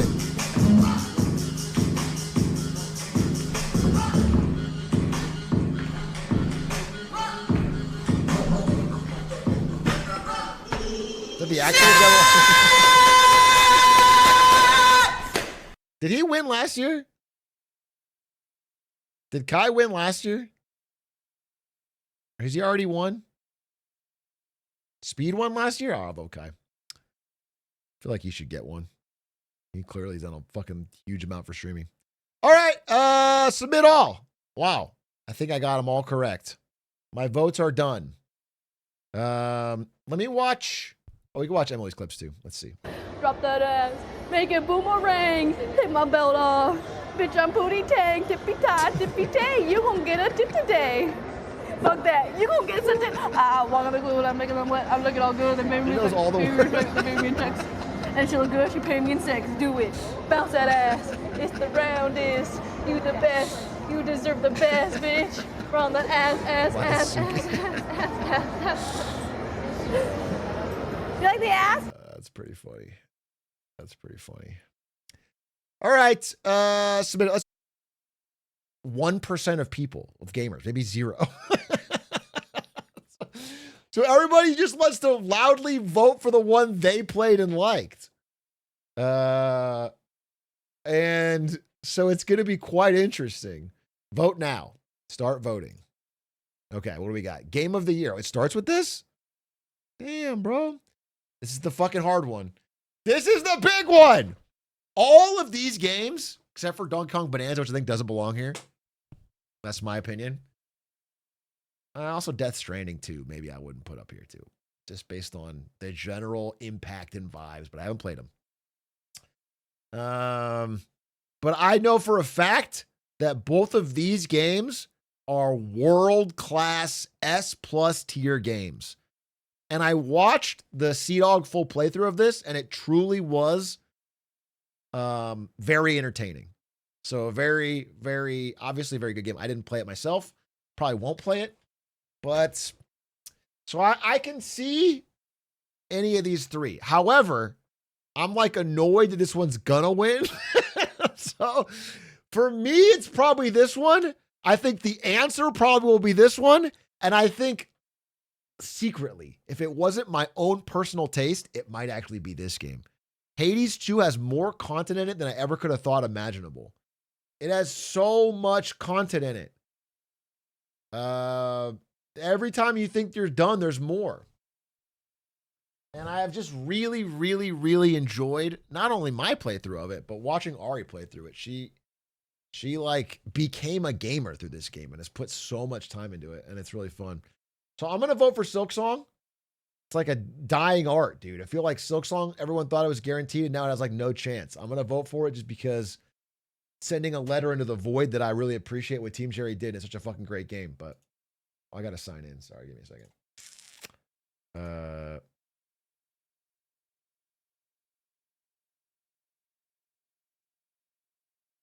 Continue.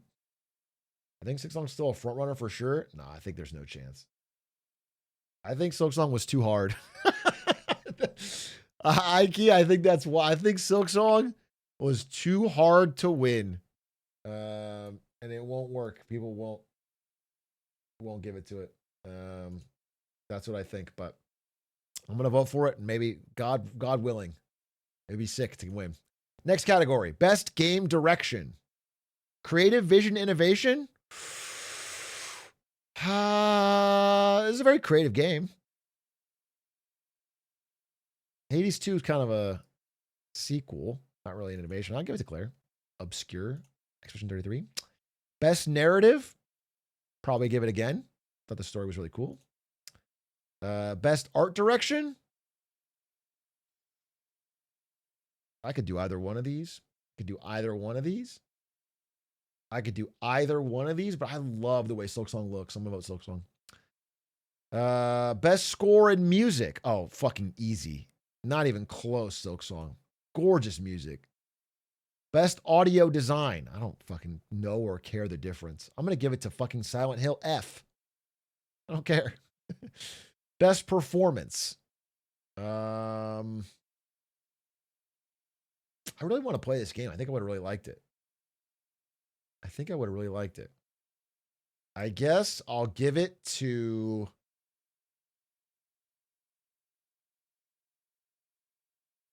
Who was who?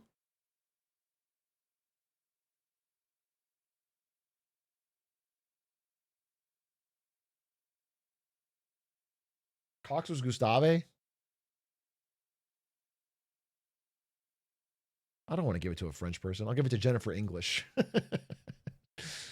You can't be French. Innovation and accessibility. What is the innovation? I don't know what the innovation is. They made this game more accessible by removing FIFA from the title. They cut the corrupt FIFA organization out of the profits of this game, and I'll vote for them for that reason. Games for impact. Thought-provoking game with a pro-social message. I haven't played these games, but I thought South of Midnight looked pretty cool, so I'll vote for that. Best ongoing game. We like Fortnite. Has this game already won for this? Because it is a pretty incredible comeback story. Final Fantasy 14, I might vote for because I have a friend that's been addicted to this game for now 10 years and he's lost his entire life. I mean, that whatever they're doing has worked because he's just fucking completely cooked about this game and he never ever lets his clutches down. Best community support. Community support, transparency. I think No Man's Sky, right? Or maybe Helldivers. Best indie game. Oh my God. Fuck it. These guys are all in the big dog leagues, despite being indies.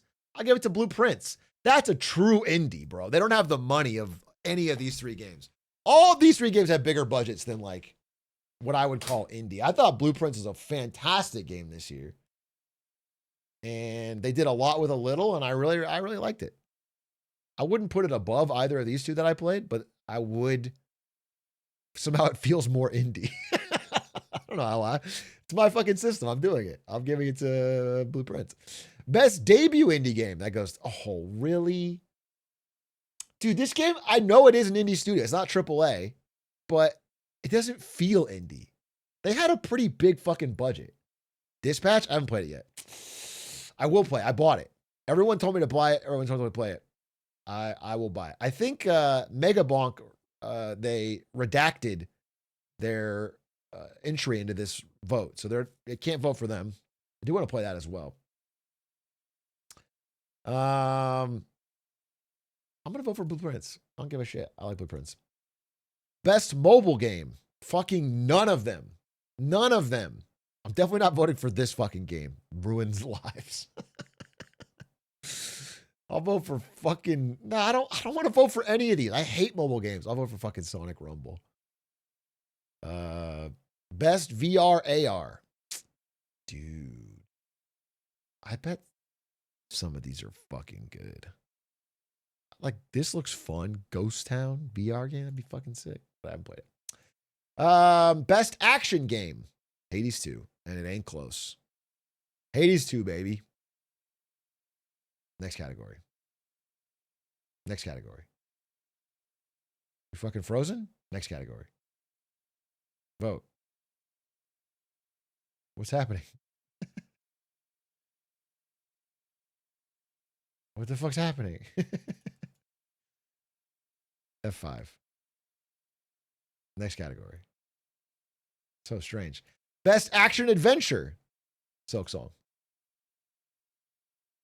Best RPG. It's fucking Expedition 33, but do I really have to watch the Game Awards and watch Jeff Keighley fucking grinning like an idiot while we get Expedition 33 14 awards?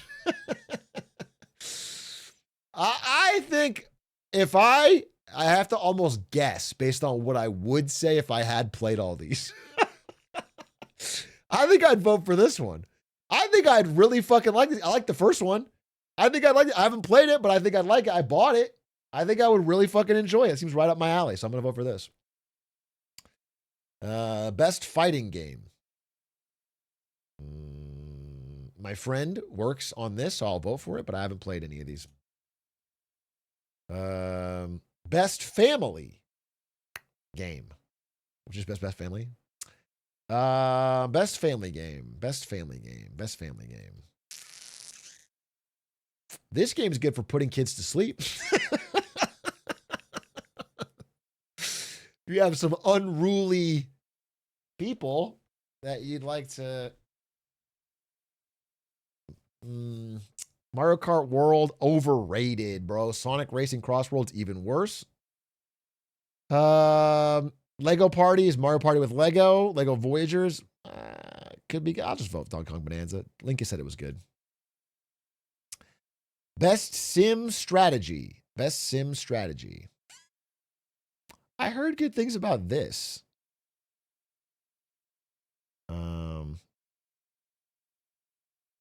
So I'll give it a vote. Best Sports Racing. Isn't this kind of fresh? I want to vote this because I heard it's like kind of shaking up the soccer domination that EA has. I think I'll vote for this. That would be, I think it's just cool that they did this. I like the innovation. Best multiplayer.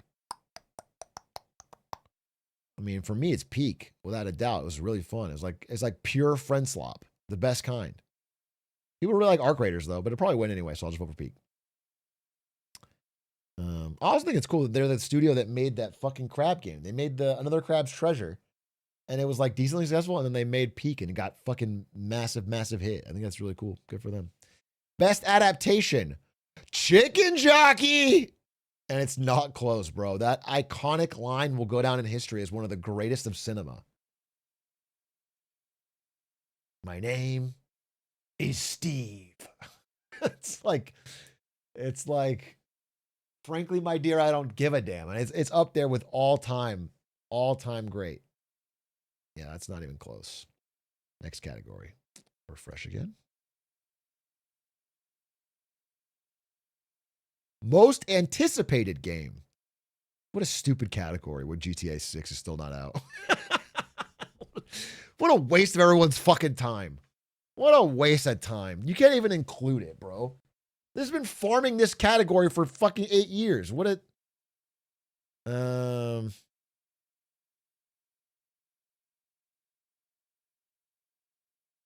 I'll vote this. I'm low-key more excited. Content Creator of the Year. Kadrill, Kai, Moist Critical, Sakura Miko, and The Burt Peanut. Okay. The content creator I watched this year the most was probably Kadrill. So I'll vote for Kadrill. I think he's done a great job. He's the voice of League. But I also think Charlie's had some great videos this year. I can vote for either one. But I'll vote for Kadrill. Best esports game. I'll say it. League of fucking Legends. League of fucking Legends. Worlds is a great show every year, bro. Worlds is good content. Is League of Legends a game that murders your mind and your spirit? Yes. But as long as you watch the athletes compete, I think Worlds is the best show in all of esports, bro.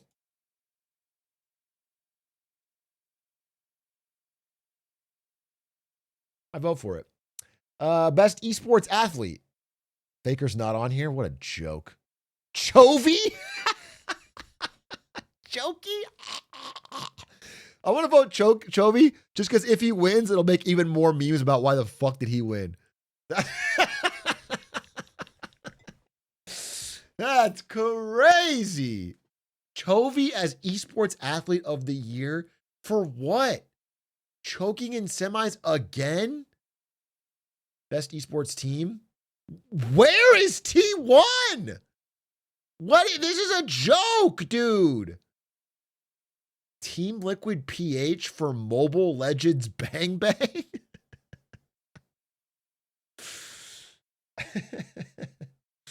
It's for the whole year? Okay, but even if it's for the whole year, you should probably count Worlds.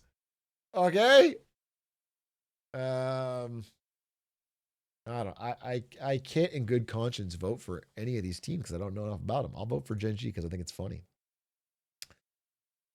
You reached the edge, return home. What was that, the last one, or am I? What the hell, Jeff Keighley? Fix your website.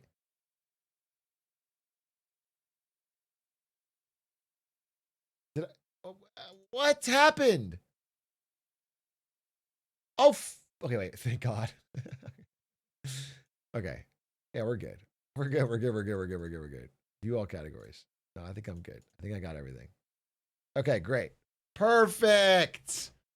A perfect vote card. We did it big. A perfect vote card. Now, I'm going to watch, despite knowing that Expedition 33 will win, and I'm going to get angry anyway. I'm still going to get mad. And that's even knowing it's a great game and probably deserves it. That's the life of a gamer, folks. That's the life of a gamer. That's the life of a gamer. All right, chat. I'm going to end about now. Going live a little bit earlier tomorrow. But it is 10, and I want to watch the end of these Lakers if they're still live. And I got shit to do. I got to prep for this live show that we're doing at the, oh my God, Lakers! Insane fucking fourth quarter run. Jesus Christ. W. Akers. All right, guys, I'm going to watch the end of that. Goodbye.